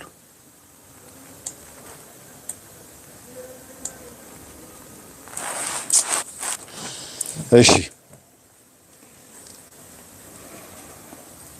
እመቤታችን ለሶስተኛ ጊዜ ተገለጠችላቸው። ወደ ገዳሙም ገቡ። አሁን በነገራችን ላይ እንደው እዚህ ጋር ትንሽ ጋብሉ ላርግና እመቤታችን ተገልጣልኝ እኮ እንዲህ ያለችኝ ብላ አንዲት ሴት ወይም አንድ ወንድ ወይም አንድ መነኩሴ ወደ አንድ ገዳም ቢሄዱ የሚቀበላቸው አለ በአሁኑ ሰዓት? ኧረ ተው። እንደው ለገዳሙ አንድ መነኩሴ ወደ ሆነ ገዳም ሲገባ አሁን ቢያንስ በትንሹ ከ3000 እስከ በትልቁ እስከ 20000 ብር ድረስ ለገዳሙ ገንዘብ መዋጮ ማድረግ አለበት ገዳማዊ ለመሆን። ይሄን ታውቃላችሁ? ለመመንኮስ እኮ ለመግባት ነው ገዳማዊ ለመሆን።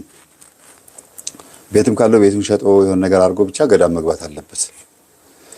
እና እንደርሱ ያለ አባት ይምጣልን የሚልም ትውልድ ያለ አይመስለኝም በአሁኑ ሰዓት። ተገለጠችልኝ እመቤቴ ሲል ቀጀት ነው፣ በቃ አጋንንት ነው፣ ተጠመቅ ነው የሚባለው። ከሰኔ 28 ቀን እስከ ሐምሌ 6 ቀን 1972 ዓ.ም ድረስ በአባ ጌዲዮን ቤት ተቀምጠው ስርዓተ ገዳሙን ሲከታተሉ ከቆዩ በኋላ በሐምሌ 6 ለ7 አጥቢያ እኩለ ሌሊት ሲሆን እመቤታችን የብርሃን ልብስ ለብሳ ለአራተኛ ጊዜ ተገልጣ እንዲህ አለቻቸው።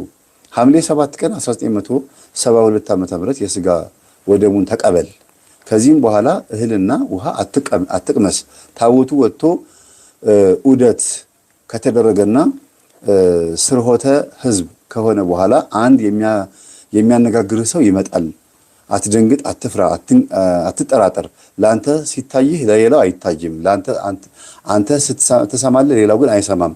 የሚነግርህን ስማ አለችኝ ብለው ያዩትን ራእይ ለአባ ጌዲዮን ለአባ አማሃ ነግረዋቸዋል። አባ በላይ ይህንን ራእይ በማየታቸው ወዲያውኑ የሚሞቱ መስሏቸው ሐምሌ 7 ቀን 1972 ዓ.ም አጥቢያ ሌሊቱን ሙሉ ሲያለቅሱ ሲያዝኑና ሲጸልዩ አድረዋል። እመቤታችን ቅድስት ድንግል ማርያም እንዳዘዘቻቸው ሐምሌ 7 ቀን ሰኞ ጠዋት አስቀድሰው ስጋው ደሙን ተቀብለው ታቦቱ ወጥቶ ስርዓተ ዑደቱ ተከናውኖ ስርሆተ ህዝብ ከሆነና ህዝቡ ከተበተነ በኋላ በ5 ሰዓት ላይ ማለት ነው አባ በላይና አባ መሃ ሆነው ከቤተ ክርስቲያኑ በስተምዕራብ ተቀምጠው በነጋቸው ላይ እሳቸው የተቀመጡበት ቦታ ላይ እኔም ሄጄ ተቀምጫለሁ። እኛ አባት የተቀመጡበት ቦታ ላይ ሲሄድ ታሪካቸውን ሲነግሩኝ ሌሊት ማለት ነው እና ብለው ወስደው ሌሊት እዛው እሳቸው የተቀመጡበትና ቆመው የተሰወሩበት ቦታ ላይ ሄጄ አይቻለሁ።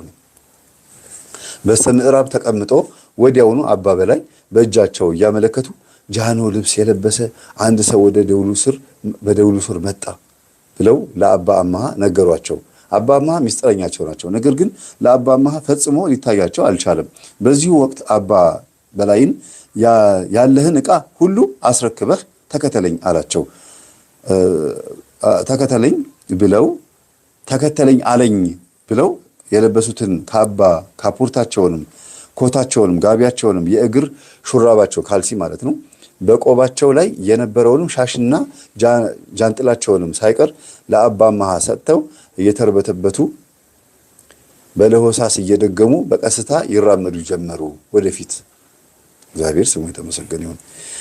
ከዚህ በኋላ ፊታቸው ወደ ምስራቅ አዙረው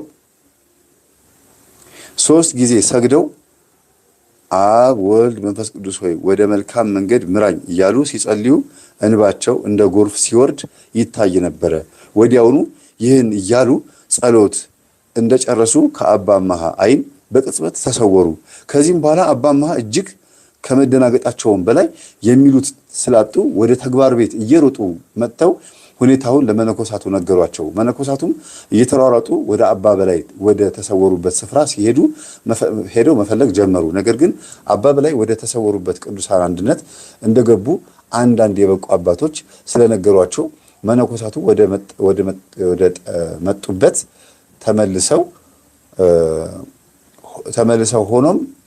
ተመለሱ። ሆኖም በአሰቦት ገዳም 2 በሸክላ የተሰሩ የቅድስት ማርያምና የመድኃኔዓለም አብያተ ክርስቲያናት እንዳሉ፣ አንደኛ አባ ጸጋ ሥላሴ፣ ሁለተኛ አባ መዘምር አፈወርቅ፣ ሶስተኛ አባ ወልደ ገብርኤል የተባሉ በሱባኤ የዘጉ ግሁሳን በብቃት ተገልጦላቸው ገልጠውልናል ይላል።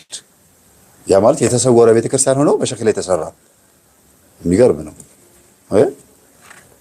አይተዋል፣ እንዳዩ እነዚህ የበቁ አባቶች ተናገሩ። በዚህ ገዳም የአባ በላይ መሰወር በቀጠሮና በምስክርነት ፊት መሆኑ ከሚገርመን በስተቀር ብዙ ሰዎች እንደሚሰወሩ ግልጽ ነው። በቀጠሮ ነው የሳቸው፣ ግን በጣም ብዙ ሰዎች ይሰወራሉ ይባላል። ከገዳማውያን መካከል አንድ እረኛና አንድ መነኩሴም ተሰውረዋል። ብዙ የተሰወሩ ቅዱሳን አብያተ ክርስቲያናት እንዳሉም ይታወቃል። ቅዱሳት አብያተ ክርስቲያናት ራሱ ህንፃው ማለት ነው። ይህም በመጽሐፍ ቅዱስ ብቃት ከሚገለጽላቸው አባቶች ሌላ ብዙ ጊዜ የከበሮ ድምፅ መስማትና የማጠንት ሽታ በማሽተት ለማህበረ መነኮሳቱ የሆነ እግር ለመነኮሳቱ ብቻ ሳይሆን እግር ለጣላቸው ምዕመናንም ይገለጽ ነበረ። በ1973 ዓመተ ምህረት ከአሰበ ተፈሪ ልደታ ማርያም ሰንበት ትምህርት ቤት ደግሞ እንግዲህ አስቡት፣ እኔ ሄድኩ ያልኳችሁ ያ ሰንበት ትምህርት ቤት ማለት እኔ ለቤተክርስቲያኑ ምርቃት ሄድኩኝ ያልኳችሁ ቤተክርስቲያን ማለት ነው። ከአሰበ ተፈሪ ልደታ ለማርያም ሰንበት ትምህርት ቤት መዘምራን አንዷ የሆነችው ተማሪ ፍቅርተ ሐምሌ 7 ቀን የቅድስት ሥላሴ በዓልን ለማክበር መጥታ የተከሰተው ደግሞ የእነዚሁ ስውራን መኖር የጆሮና የአፍንጫ ምስክርነት ወደ ገሃድነት ለሁሉም ገልጸው ፍቅርተ ከበዓል ንግሱ በኋላ ለጉብኝት ሁዳድ ወደ ተባለ አካባቢ ከጓደኞቿ ጋር ሄደች። መንገድ ጠፋባትና በዛው ቀረች። ጓደኞቿ ምዕመናን ከማህበረ መነኮሳቱ ጋር ፍለጋ ወጡ። እሷ ግን የውሃ ሽታ ሆና ቀረች። ፈላጊዎቿም ስለመሸ ተመለሱ። እንግዲህ አስቡት ምን ያህል እንደሚጨነቁ እንደሚያለቅሱ። በሁለተኛም ቀን ግን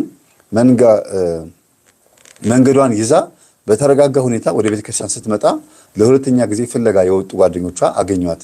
የት እንደነበረች ስታስረዳ እንዲህ አለች። 3 ነጫጭ ልብስ የለበሱ ረጃጅም ፂም ያላቸው አረጋውያን ወደ ምሽት ላይ ተስፋ ቆርጬ ስዘምር አገኙኝ። አይዞሽ አትፍሪ ብለው አረጋጉኝ። አሁን ወደ ቤትሽ ትመለሻለሽ፣ ቆይተሽ ግን ከኛ ጋራ ለመኖር ወደኛ ትመጫለሽ አሉኝ። ትመነኮሳለች ማለት ነው እቺ ልጅ። ስላሴ እኮ ናቸው። አይገርምም? ሌሎችን አላየኋቸውም እንጂ መዝሙር እሰማ ነበረ። አያችሁ፣ እሷ እነዚህ አባቶች ሲያናግሯት ማን እንደሆኑ አታውቅም እንጂ መዝሙር ትሰማ ነበረ። ከዚያም እንቅልፍ ወስዶኝ ከእንቅልፌ ስነቃ መንገዱ ወለል ብሎ ታየኝ። ከዚህም እየመጣው አገኛችሁኝ ብላለች። ኧረ የሚገርም ነው። ደስ የሚል ነው። እናንተ እልል አትሉም እንዴ? በዘመናችን እኮ አሁንም እግዚአብሔር አለ። እኛ ቀኖች ስላልሆነ ነው እንጂ አሁንም እግዚአብሔር ይገለጣል። ለዚህች ሰንበት ተማሪ የተገለጠው ስላሴ ለኛ የሚገለጡልን። ስለ ስጉራን ካነሳን ዘንድ ተሰውረው የሚገኙ ቅዱሳን አብያተ ክርስቲያናት ብቻ ሳይሆኑ ንዋየ ቅዱሳትም ጭምር ናቸው። ይህም ስንል በስጉራን አብያተ ክርስቲያናት ያሉትን ንዋየ ቅዱሳት ማለታችን ሳይሆን በድሮ ጊዜ ክሱታን የነበሩና በዘመናት ውስጥም ተሰውረው የሚኖሩ ማለታችን ነው። ጻድቁ አቡነ ሳሙኤልና ልጆቻቸው ይጠቀሙበት የነበረ አንድ መስቀል ለብዙ ዘመናት ተሰውሮ ይኖር ነበረ፣ በብቸኛ ቤት ወይም በመቃብራቸው ማለት ነው። በ1975 ዓ.ም ግን አባ ጸጋ ስላሴ ለተባሉ መነኩሴ ያለበትን ቦታ መውጣት ያለበት በ1976 ዓ.ም መሆኑ በመንፈስ ቅዱስ ተገለጸላቸው። ስለዚህ ቦታ ተአምር ሰሪነት፣ ፈዋሽነት፣ በረከት ለመዘርዘር ቀላል ስራ አይደለም። ገዳሙን የተሳለሙት ምዕመናን ቁጥር ይበዛል። በየዓመቱ ያሉትን ቀናት ቁጥር ያክል ይበዛል። እንደየሰው የተደረገለት ተአምርና የተሰጠው በረከት የመለያየቱን ያህል ያለምንም ጥርጥር በእምነት ደብረ ወገግ ደርሶ የልቡ ያልደረሰለት ወይንም ነዋሪ ሆኖ በየቀኑ በበረከት የማይጥለቀለቅ የለም። አንዱም እኔ ነኝ እላለሁ። እኔ ለሁሉም በነፃ ለማያምንም ሁሉ ከሚፈሰው በረከት ሁሉ ተሳታፊ ሊሆን ይገባል። በዓመቱ በዓላቱንም በቦታው ተገኝቶ ማክበር በረከተ ስጋ በረከተ ነፍስ ያስገኛል። የገዳሙ በዓላትም በየዓመቱ ጥቅምት 29 ጥር 7 እና ግንቦት 27 እንዲሁም ሐምሌ 7 ቀን እና ሐምሌ 10 ቀን ይከበራል። ገዳሙ ላይ ማለት ነው። በይበልጥ የሚከበረው ጥርና ሐምሌ ስለሆነ ነው እንጂ ጥቅምት 29 ጥር 7 ግንቦት 27 ሐምሌ 7 እና ሐምሌ 10 የአቡነ ሳሙኤል ማለት ነው። ይህንን ገድል ለማስተርጎም ብዙ ጊዜ እየታሰበ ሳይሳካ ቢዘገይም በጻድቁ በአቡነ ሳሙኤል ረድኤትና በቅድስት ሥላሴ ቸርነት የገዳሙ ቅኔ መምህር በሆኑት በመምህር መዝገቡ አረጋ ከግዕዝ ወደ አማርኛ ተተረጎመ። መምህር መዝገቡ ግዕዙን ወደ አማርኛ ሲተረጉሙ አባ ሙሴ ከበደ ባህታዊ አምሃ ሥላሴ በመተባበር ግዕዙንና አማርኛውን ጽፈዋል። ሊቀ ካህን ክንፈ ገብርኤል አልታየ በኢትዮጵያ ኦርቶዶክስ ተዋሕዶ ቤተክርስቲያን የሊቃውንት ጉባኤ አባል ትርጉሙን ፊደሉንና ቃላቱን አርመው ቁጥር ሰጥተው ከቅዱሳን መጻሕፍት ጋር አቆራኝተው በማስተባበር በ1998 ዓ.ም ለመጀመሪያ ጊዜ ታትሟል። ለሁለተኛ ጊዜ ገድሉ በሊቃውንት ጉባኤ አባላት ታርሞ እና ተስተካክሎ ለሁለተኛ ጊዜ በጥቅምት ወር 2005 ዓ.ም በድጋሚ ታትሟል። በመሆኑም በገድሉ ባለቤት በጻድቁ አቡነ ሳሙኤል ረድኤት ልዑል እግዚአብሔር ተርጓሚውን ጽሑፉን አራሚውን እንዲተረጉሙም ያነሳሷቸውን ያሳሰቡትንም እንዲሁ በጸሎት የተራዱትንም ከመከራ ሥጋ ከመከራ ነፍስ ሊሰውሩልን እንማጸናለን። አሜን።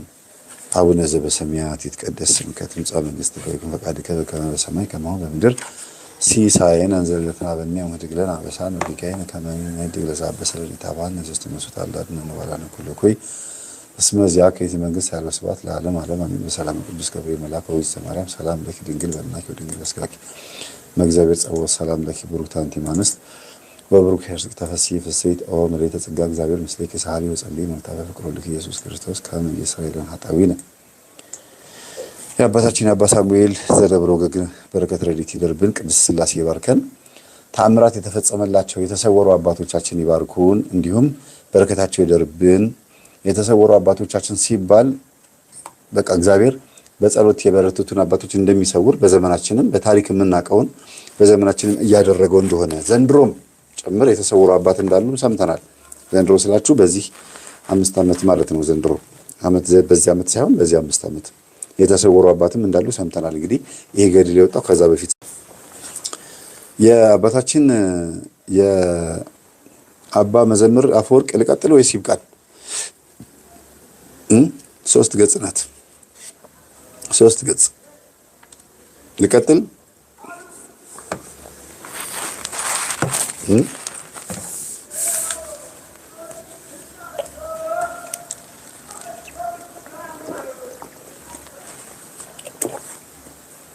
የበቁ አባቶች እየመጡ እንዲህ ብለህ ተናገር እንዲህ መልእክት አለ በል የሚሏቸው አባት ናቸው እኚህ ከኋላ የምታያቸው። እሺ 999 ሰው አለ፣ 1000 ሰው ማለት ነው። የአባ መዘምር አፈወርቅ አጭር የሕይወት ታሪክ። ስለ ታላቁ ጻድቅ አቡነ ሳሙኤልና የቅድስት ሥላሴ ገዳም ሲነሳ የአባታችን አባ መዘምር አፈወርቅ ስም በመግቢያው ላይ ተደጋግሞ መነሳቱ የታየ ነው። እኚህ ስመ ጥሩ ምግባረ ጥሩ አባት ዛሬ በአካለ ሥጋ ከመካከላችን የሉም። ነገር ግን የበጎ ስራቸው ምስክርነት ጥር 19 ቀን 1990 ዓ.ም በአባታችን በአባ መዘምር አፈወርቅና ከ4 ቀኖች በኋላ ባረፉት በመንፈሳዊ አባት አባ ባህታዊ ወልደ ገብርኤል የ40 ቀን መታሰቢያ ላይ ተገኝተን በገዳሙ ተግባር ቤት በአባቶች ፊት የተሰጠውን የቃል ምስክርነት በመቅረጫ ድምፅ ለማስቀረት ችለን ስለነበረ ከዚያው በመነሳት ከቃለ መጠይቁ በመነሳት ታሪካቸውን በጽሁፍ ለአንባቢ አብቅተናል። ይኸው አዳምጡት። አባ መዘምር አፈወርቅ ከታላቁ የጎጃም ንጉሥ ከንጉሥ ተክለ ሃይማኖት ዘር የተወለዱ ነበሩ። በጊዜው ሊሾሟቸው ሊሸልሟቸው ይችል ከነበረ ታላቅ ቤተሰብ የመወለዳቸው ነገር ፈጽሞ ስላልፈለጉት የራሳቸው ማንነት ሰውረው ወደ ቤተ ክርስቲያን መንፈሳዊ ትምህርት ቤት በልጅነታቸው አመሩ ይላል። እንግዲህ ንጉሥ ተክለ ሃይማኖት ማለት ታውቃላችሁ አይደለም? በጣም ትልቅ ዘር ነው። አባ መዘምር በአጭር ጊዜ ትምህርታቸውን ዘልቀው ሊቅ የሆኑ ነበሩ። ትምህርት እንደጀመሩ የ7 ቀናት ውዳሴ ማርያም በአንድ ቀን አውቀው በአንድ ሳምንት አጠቃለው ተወጥተዋል። በአንድ ዓመት ውስጥም ሰላም ለኪ ብለው ዜማን ከነጓዙ በማጠናቀቅ ቀጥሎም ሰኔ 20 ቀን እስከ መስከረም 21 ቀን ባሉት 4 ወራት ቅኔን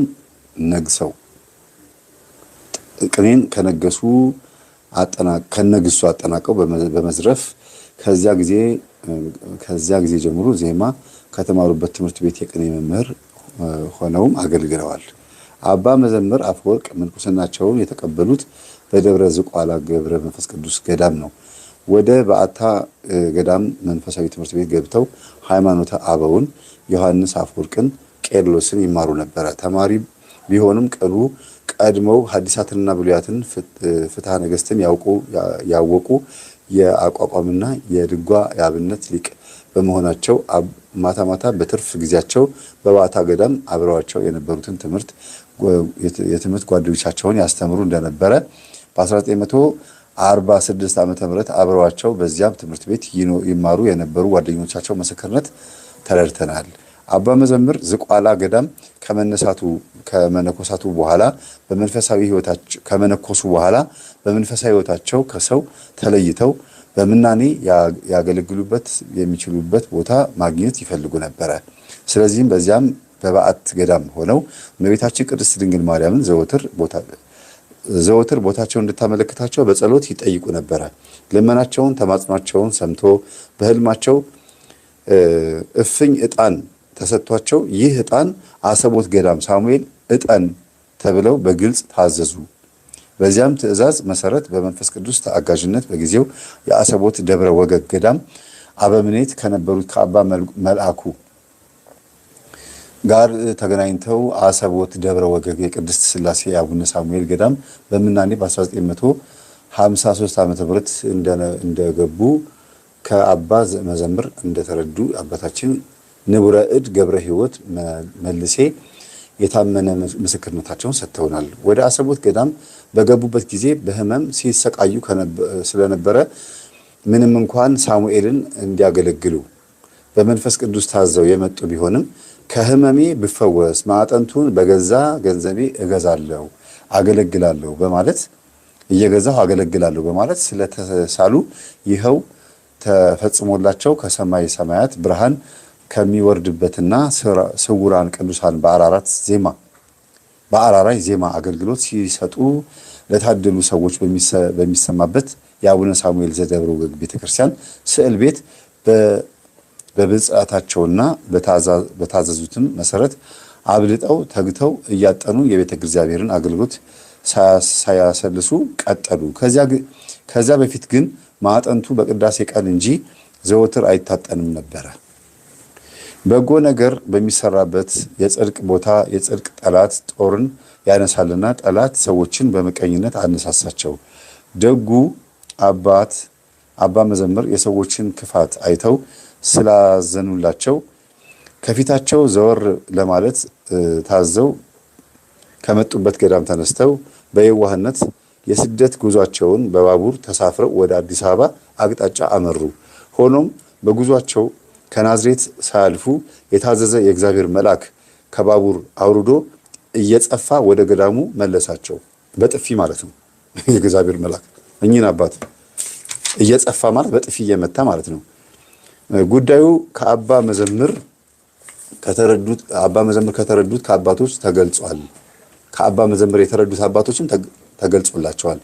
ከዚያም ወዲህ ብዙ ፈተናዎችን ቢደርስባቸውም ወደ ፈቃደ እግዚአብሔርን ለመፈጸም ፈተናውን ተቋቁመው በትጋት ዘልቀዋል። አያችሁ፣ እግዚአብሔር ስለሚፈልጋቸው ለምን ትተህ ትሄዳለህ ብሎ እየጸፋ መለሳቸው። ህመሙም ለጸጋ የመጣ ህመም ነው ማለት ነው። አባ መዘምር አፈወርቅ ከቅዱሳን ጋራ ይገናኙ የነበሩና መልእክትን ከቅዱሳን አባቶች ለገዳሙና ለመላው ሕዝብ ያስተላልፉ የነበሩ የበቁ አባት ነበሩ። እኛ አባት ማለት ነው። እሳቸው ካረፉ ከአራት ቀን በኋላ ያረፉት ባህታዊ ወልደ ገብርኤልም በማህበረ ቅዱሳን ተገኝተው ማህበረ ቅዱሳን ማለት ይሄ ማህበሩን አይደለም፣ በቅዱሳን ህብረት ማለት ነው። ተገኝተው አንዱ ስለ አንዱ ቅድስና የተዋወቁ አባቶች እንደነበሩ በገዳሙ አባቶች የታወቀ ነው። ባህታዊ ወልደ ገብርኤል በሰው እግር ሰይጣን ይመጣል በማለት ወደ በዓታቸው ማንንም ሰው የማያስቀርቡ ነበሩ። ስለሳቸው የታወቀ ነገር ቢኖር በመጨረሻ እድሜ ዘመናቸው ማህበሩ ጠይቋቸው ለሳቸው ጊዜ እረፍታቸውን እግዚአብሔር አመልክቷቸው ባህታዊ ከተማን በአስተማሚነት የተቀበሉ ሲሆን ባህታዊ ከተማ የሚባሉ አባትን ማለት ነው። በአስተማሚነት የተቀበሉ ሲሆን ባህታዊ ከተማም እሳቸው በሕይወት እያሉ አንድ ሰው ወደ በዓታቸው ዝር እንዳይል በማዘዛቸው በዚያም አኗኗራቸው መዝለቃቸው ነው።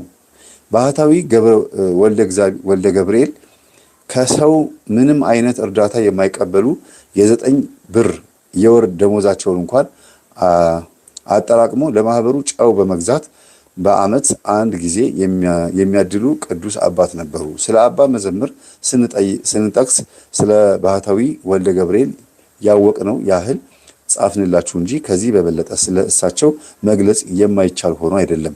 ስለዚህ ስለ ቅዱሳን መላእክት ሆነ ስለ ድንቅ መገለጫዎቻቸው ስንመሰክር በታሪኩ በዋናነት ከተጠቀሱት ከአባ መዘምር አፈወርቅ ጋራ ብቻ አያይዘን ካገኘናቸው የዓይን ምስክሮች ማስረጃ በመነሳት እንደሚከተለው ለአንባቢ እናቀርባለን ይላል። ስለኛ አባት ማለት ነው። በ1964 ዓ.ም ስለ ኢትዮጵያ ሀገራችን ባለ 3 ገጽ ደብዳቤ የቅዱሳንን መልእክት ለቀድሞ ንጉሥ ኃይለሥላሴ ጃንሆይ እና ለልዕልት ተገኝ ተገኝ ወርቅ ኃይለ ሥላሴ ለልጃቸው ማለት ነው በእጅ እንዲሰጥ አባ መዘምር አፈወርቅ ልከው ነበረ። ለጃንሆይ በደጃዝማች ብርሃነ መስቀል በኩል ለልዕልት ተገኝ ወርቅ ደግሞ በዚህ ታሪክ መስካሪ በንቡረ እድ ገብረ ሕይወት መልሴ በኩል ተሰጥቷል። መልእክቱ በአጭሩ እንዲህ ይላል። ከሰኔ 21 ቀን 1964 ዓ.ም ጀምሮ ኢትዮጵያ ከሚመጣባት መቅሰፍት ትድን ዘንድ በመላው ኢትዮጵያ ጸሎትና ምህላ እንዲያዝ የሚል ነበረ። ጃንሆይ መልእክቱን በደስታ ቢቀበሉትም አልፈጸሙትም። ልዕልት ተገኝ ወርቅ ልጃቸው ማለት ነው ለመልእክቱ ጨርሶ ዋጋ አልሰጡም ነበረ። በኋላ ግን በ1966 ዓ.ም ጃንሆይ ወደ ዝዋይ ሲሄዱ አውሮፕላናቸው ወድቆ ከአደጋ ድነው ስለነበረ እንኳን አተረፈው የሚል መልእክት ለጃንሆይ እንደሰኞ ከአሰቦት በደብዳቤ ተልኮ ወዲያው በማግስቱ ማክሰኞ ዕለት ከጃንሆይ ለገዳሙ ምላሽ ደብዳቤ ተልኳል። የጃንሆይ ደብዳቤ ይል የነበረው እንዲህ ነው። አባቶቼ አትርሱን፣ ፈጣሪን ተማጸኑልን የሚል ነበረ። አይገርምም? አፄ ኃይለ ሥላሴ ከመሞታቸው በፊት በ1966 ዓ.ም አባ መዘምር ይህ ደብዳቤ እንደደረሳቸው ሲመልሱ አሁንማ ተቆርጧል፣ በቃ መሞቻው ደርሷል ማለት ነው። ተቆርጧል፣ የኛ ጸሎት ምንም አይሰራም፣ ተፈርዶቦታል፣ እግዚአብሔር ከፈረደ በኋላ ምንም ማድረግ አንችልም ብለው እንደተናገሩ እነዚህ ትልልቅ ሰዎች ለመልእክቱ ዋጋ ስላልሰጡ እግዚአብሔር ሀገራችንን ጭምር እንደተጎዳች ከሰማይ ስማቸውም የገለጽ ነው ከላይ ስማቸው የገለጽ ነው አባታችን ንቡረ እድ አስረድተውናል ይላል። የሚገርም ነው። በ1978 ዓመተ ምህረት አባ መዘምር አፈወርቅ እጅግ በጠና ታመው ሊሞቱ ደርሰው ነበርና ያላቸውን ንብረት ለገዳሙ ገቢ እንዲሆን ሰጥተው ነበረ። ወዲያው ግን እንደማይሞቱ ቆይተው ወደ ቤተ እግዚአብሔር እንዲያገለግሉ ፈቃደ እግዚአብሔር መሆኑ ከቅዱሳን መላእክት መምጣቱ ወዲያውኑ እንደዳኑ በጊዜው አስተማሚያቸው የነበሩት በ1980ዎቹ መጨረሻ ጀምሮ እስከ 1998 ዓመተ ምህረት አጋማሽ ድረስ ገዳሙን በአበምኔትነት ያገለገሉት አባ ፈቃደ ሥላሴ መስክረዋል ይላል። የረጅም ዓመት ያገለገሉ አባት ናቸው። እኛ አባት አባ መዘምር አፈወርቅና ባህታዊ ወልደ ገብርኤል በማህበረ ቅዱሳን ተገኝተው ማህበረ ቅዱሳን ስላችሁ ይሄ እዚህ አዲስ አበባ ያለው ማህበር አይደለም፣ በቅዱሳን ህብረት ማለት ነው። በማህበረ ቅዱሳን ተገኝተው የታወቁ መሆናቸውና ለገዳሙ የቅዱሳን መልእክት ያስተላለፉ የነበሩ እንቁዎች መሆናቸውን ያስረዱን እኚሁ አባት ፈቃደ ሥላሴ መሆናቸውን ለመግለጽ እንወዳለን። የአባ መዘምር ቅድስና ለብዙ ሰዎች የተገለጸ ስለሆነ በምክራቸው የጎበኟቸው ሰዎች ያህል ጠቃሚ ሊሆን እንደቻሉ የታመነ ነው። ሆኖም ለኛ ምስክር እንዲሆኑ ዋናዎቹን እንደሚከተለው እንዘረዝራለን። ሰኔ 19 ቀን 1989 ዓ.ም ከቅዱሳን በማትለየው የእመቤታችን ቅድስት ድንግል ማርያም ለአባ መዘምር አፈወርቅ ተገልጻ በጽኑ ሕመም እንደሚታመሙና እንደሚሰቃዩ ይህም እንደ ሰማዕቱ ቅዱስ ጊዮርጊስና እንደ ሰማዕቱ ቅዱስ እስጢፋኖስ እንደሚቆጠርላቸው ቀብራቸው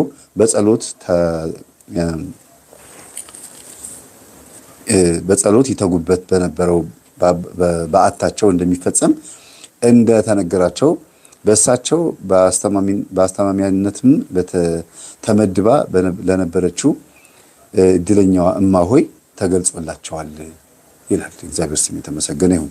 ሰኔ 28 ቀን 1988 ዓ.ም ከጠዋቱ 2 ሰዓት ላይ አስተማሚዋ እማሆይ ከጸሎት እንደተመለሰች አባ መዘምር አፈወርቅ ታመው ከተኙበት ቤት አንድ ትልቅ አባት ሲመጡ ታዩት። እማሆይ እኚህን አባት ለመግለጽ ቃላት ያጥራታል። ፊታቸው እንደ ፀሐይ የሚያበራ በመጽሐፈ ሙሴ ፊት የሙሴ ፊት አበራ እንደተባለው አይነት የነበረ ሰውነታቸው የሚያንጸባርቅ ከመሆኑም የተነሳ በአይን ትኩር ተብሎ ለማየት እንኳ እንደተሳናቸው አንቺ ብለው ነው በነክሲዮን የጻፉት ጸሐፊው እንደተሳናቸው በአክብሮት በአመክሮ ገልጸዋል። እኚህን አባት እንዳየቻቸው እማሆይ በእግራቸው ስር እንደ ተደፋች ቅዱስ አባትም አንስተዋት በያዙት የወርቅ መስቀል ባርከው ልጄ እግዚአብሔር በበዓትሽ ያጽናሽ ብለው ቡራኬ እንደሰጧት ከዚህም በአባታችን በአቡነ ሳሙኤል መቃብርና በቤተልሔሙ ባለው ስፍራ የተንሳፈፉ ሄደዋል ብላ መስክራለች። እማሆይ ሁኔታውን በድጋሚ ስታረጋግጥ እኚህን አባት ክንፍ የላቸውም፣ ነገር ግን ምድር ሳይረግጡ መሄዳቸውን እውነት ነው ብለው ተናግረዋል። እማሆይ ወደ ቤት እንደገቡ ያው ይቅርታ እንደገባች ስለሚል ነው። መነኩሴ አንቺ አይባልም፣ ጸሐፊው ተሳስተዋል እዚህ ጋር። እማሆይ ወደ ቤት እንደገቡ አባ መዘምር ያሉበት ቤት አዲስ ማዕጠንት እንደታጠነ የሚያውድ ሽታ ተሞልቶ ነበረ። ከቤቱ እንደ ዕጣን ጢስ ያለ ሲመጣ ይታይ ነበረ። እማሆይ አባ መዘምርን የኔታ እኚህን አሁን ከእርሶ ጋር ሲመጡ ያየኋቸው ማን ናቸው ብለው ጠየቁ። አባ መዘምርም እኚህ ከስውራኑ አባቶች መካከል ናቸው ብለው በደፈናው እንደመለሱላት ይህንን ጉዳይ እሳቸው በሕይወት እያሉ ለማንም እንዳትገልጽ ትእዛዝ ጭምር ሰጥተው እንደነገሯት አስታውሰው መስክረዋል። የኚህ አባት ጉዳይ አንድ የማይታለፍ ምሳሌ ከመሆኑን በስተቀር ሌሎች ቅዱሳን አባቶቻችን ይጎበኟቸው እንደነበረ በገዳሙ የታወቀ የተረዳ እውነት ነው። አባ መዘምር በሕይወት እያሉ እንዳይነገር ቢያዙም ቅሉ አባታችን ካረፉ በኋላ ውዳሴ ከንቱ ስለማይሆንባቸው ይህ ምስክርነት ለኛ ለቀሪዎቹ ተጻፈ። አባ መዘምር አፈወርቅ በሕመማቸው ጊዜ እንኳን ጸሎታቸውን አያስተጓጉሉም ነበረ። የአባታችን የገብረ መንፈስ ቅዱስ ስም ከአፋቸው አይጠፋም። ድርሳነ ሚካኤል፣ ድርሳነ ገብርኤል አይለያቸውም። ሰዓታት እንኳ በቃላቸው ማለትም ቢደክማቸው በንባብ ይሰሙት ነበረ ይሉ ነበረ። የሚገርመው በከፍተኛ ሕመም ባሉበት ጊዜ በመጨረሻም ዘመናቸው ጊዜ እንኳ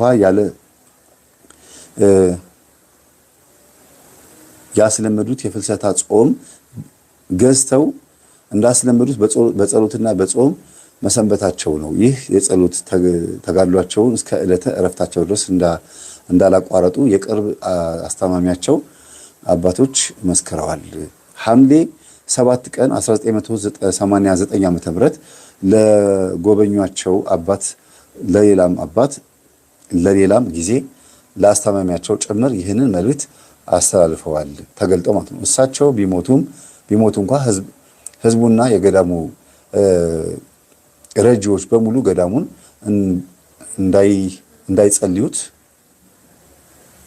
እንዳይለዩት ፊደል የተገደፈ ፊደል ሳለ ነው እንዳይለዩት ፈተናውም ቢመጣ እንኳ ገዳሙን እንዳይፈታ ክርስቲያኖች ከገዳሙ ጎን እንዲቆሙ ይህ ቦታ የቅዱሳን ቦታ ስለሆነ ቅዱሳን በጸጋ እንደማይለዩት ሰዎች ወደዚህ ገዳም እየመጡ ከእግዚአብሔር ዘንድ ታላቅ ዋጋ የሚያገኙበት እንዲያደርጋቸው ተገልጿል። ጥቅምት 29 1990 ዓመተ ምህረት የአባታችን የአቡነ ሳሙኤል በዓለ ዕለት ልንጠይቃቸው ከአዲስ አበባ ከተማ ለመጣን የዚሁ ገዳም የአዲስ አበባ ኮሚቴ አባላት ልጆቼ ገነት መግባት ቀላል ነገር አይምሰላችሁ። 80 ዓመት በምድር በተድላ በደስታ ከመኖር 80 ዓመት ስለ ክርስቶስ መከራ መቀበል ለአፍታ ብቻ የገነትን መዓዛ ማሽተት ምንኛ ይበልጣል በማለት ስለ በሽታቸውና ስለ ስቃያቸው እንዳንሳቀቅ በማጽናናት አረጋግጠውልናል። ህዳር 21 ቀን 1990 ዓመተ ምህረት አባ መዘምር በህመም ከተኙበት ቤት ሌሊት ላይ ቤቱ በብርሃን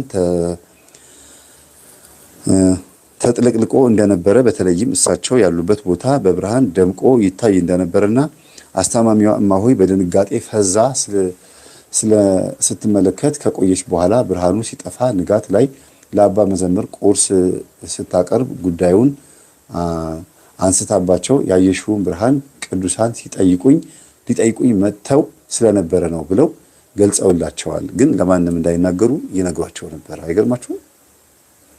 ታኅሳስ 3 ቀን 1990 ዓ.ም የበዓታ ማርያም ዕለት ከቀኑ 3 ሰዓት ሌላ አባ መዘምር ያሉበት ቤት በልዩ ቀይ ብርሃን እንደተሞላ አባ መዘምር እጃቸውን ወደ ላይ ዘርግተው ፊታቸውን ቀና አድርገው ፈገግ እያሉ እንደነበረ አስታማሚያቸው እማሆይ የሚሞቱባት መስሏት ሮጣ ቀርባ እንደመደንገጥ እንደመጮህም ቃቷቸው ፈዘው ታይ ነበረ። ሁኔታው ሲረጋጋም የኔታ ልዩ ቀይ ብርሃን ይታይ ነበረ። ምንድን ነው ብዬ አልኳቸው። አባ መዘምራን ልጄ ቅዱሳን ሊጠይቁኝ መጥተው ነው። ለምን ትበሳጫለህ? ለምንስ ታዝናለህ? ወደ ጸጋ እግዚአብሔር ለመሄድ የቀረህ ጥቂት ቀን ብቻ ነው። ይኸው የብርሃን አክሊል ተዘጋጅቶልሃል ብለው አሳይተውኝ አጽናንተውኝ ሄዱ በማለት አነጋግሯቸዋል። እማሆይ የአይን ምስክርነታቸውን ሰጥተውናል። ስለ አባታችን ስለ አባ መዘምር ሰፋ ያለ ታሪክ ለማቅረብ ብንፈልግም ያሏቸው የታወቁ ዘመድ ታላቅ ወንድማቸውም የዘጉ አባት መሆናቸው ብናውቅም እኚህን ወንድማቸውን ለማነጋገር እድል ሳይገጥመን እሳቸውን በማረፋቸው የደረስንበትን እና የተረዳነውን ያክል ብቻ መጽሐፍ አዘጋጅተን ይኸው አቅርበናል ይላል። ወንድማቸውም ጭምር የዘጉ አባት ናቸው። ዘግተው በዛው አረፉ ማለት ነው። አባ መዘምር አፈወርቅ በእመቤታችን በቅድስት ድንግል ማርያም እንደተነገራቸው አርፈው በዚያም በበዓታቸው ቀብራቸው በክብር ተፈጽሟል። ወስብሐት ለእግዚአብሔር ይላል። የቃላት ግድፈት ትንሽ ስላለበት ነው በደንብ ያላነበብኩላችሁ። በጣም ይገርማል እውነት። ያው ተሳለሙ። ከዛ ደግሞ የአቡነ ሳሙኤል ስዕል አድርጉላችሁ።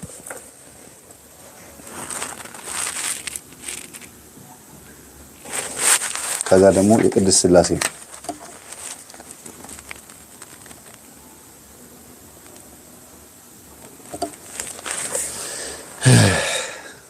ደስ አይልም? ገድል ማንበብ ያውም እኮ መግቢያውንና የገድሉን የመጨረሻውን ያነበብኩት። መሀሉ ላይ ያለውን የአባ ሳሙኤል ዘደብረ ወገግ የገድሉን አላነበብኩም። ቁጭት ተብሎ ውሃ እየተጠጣ ስለማይነበብ ማለት ነው።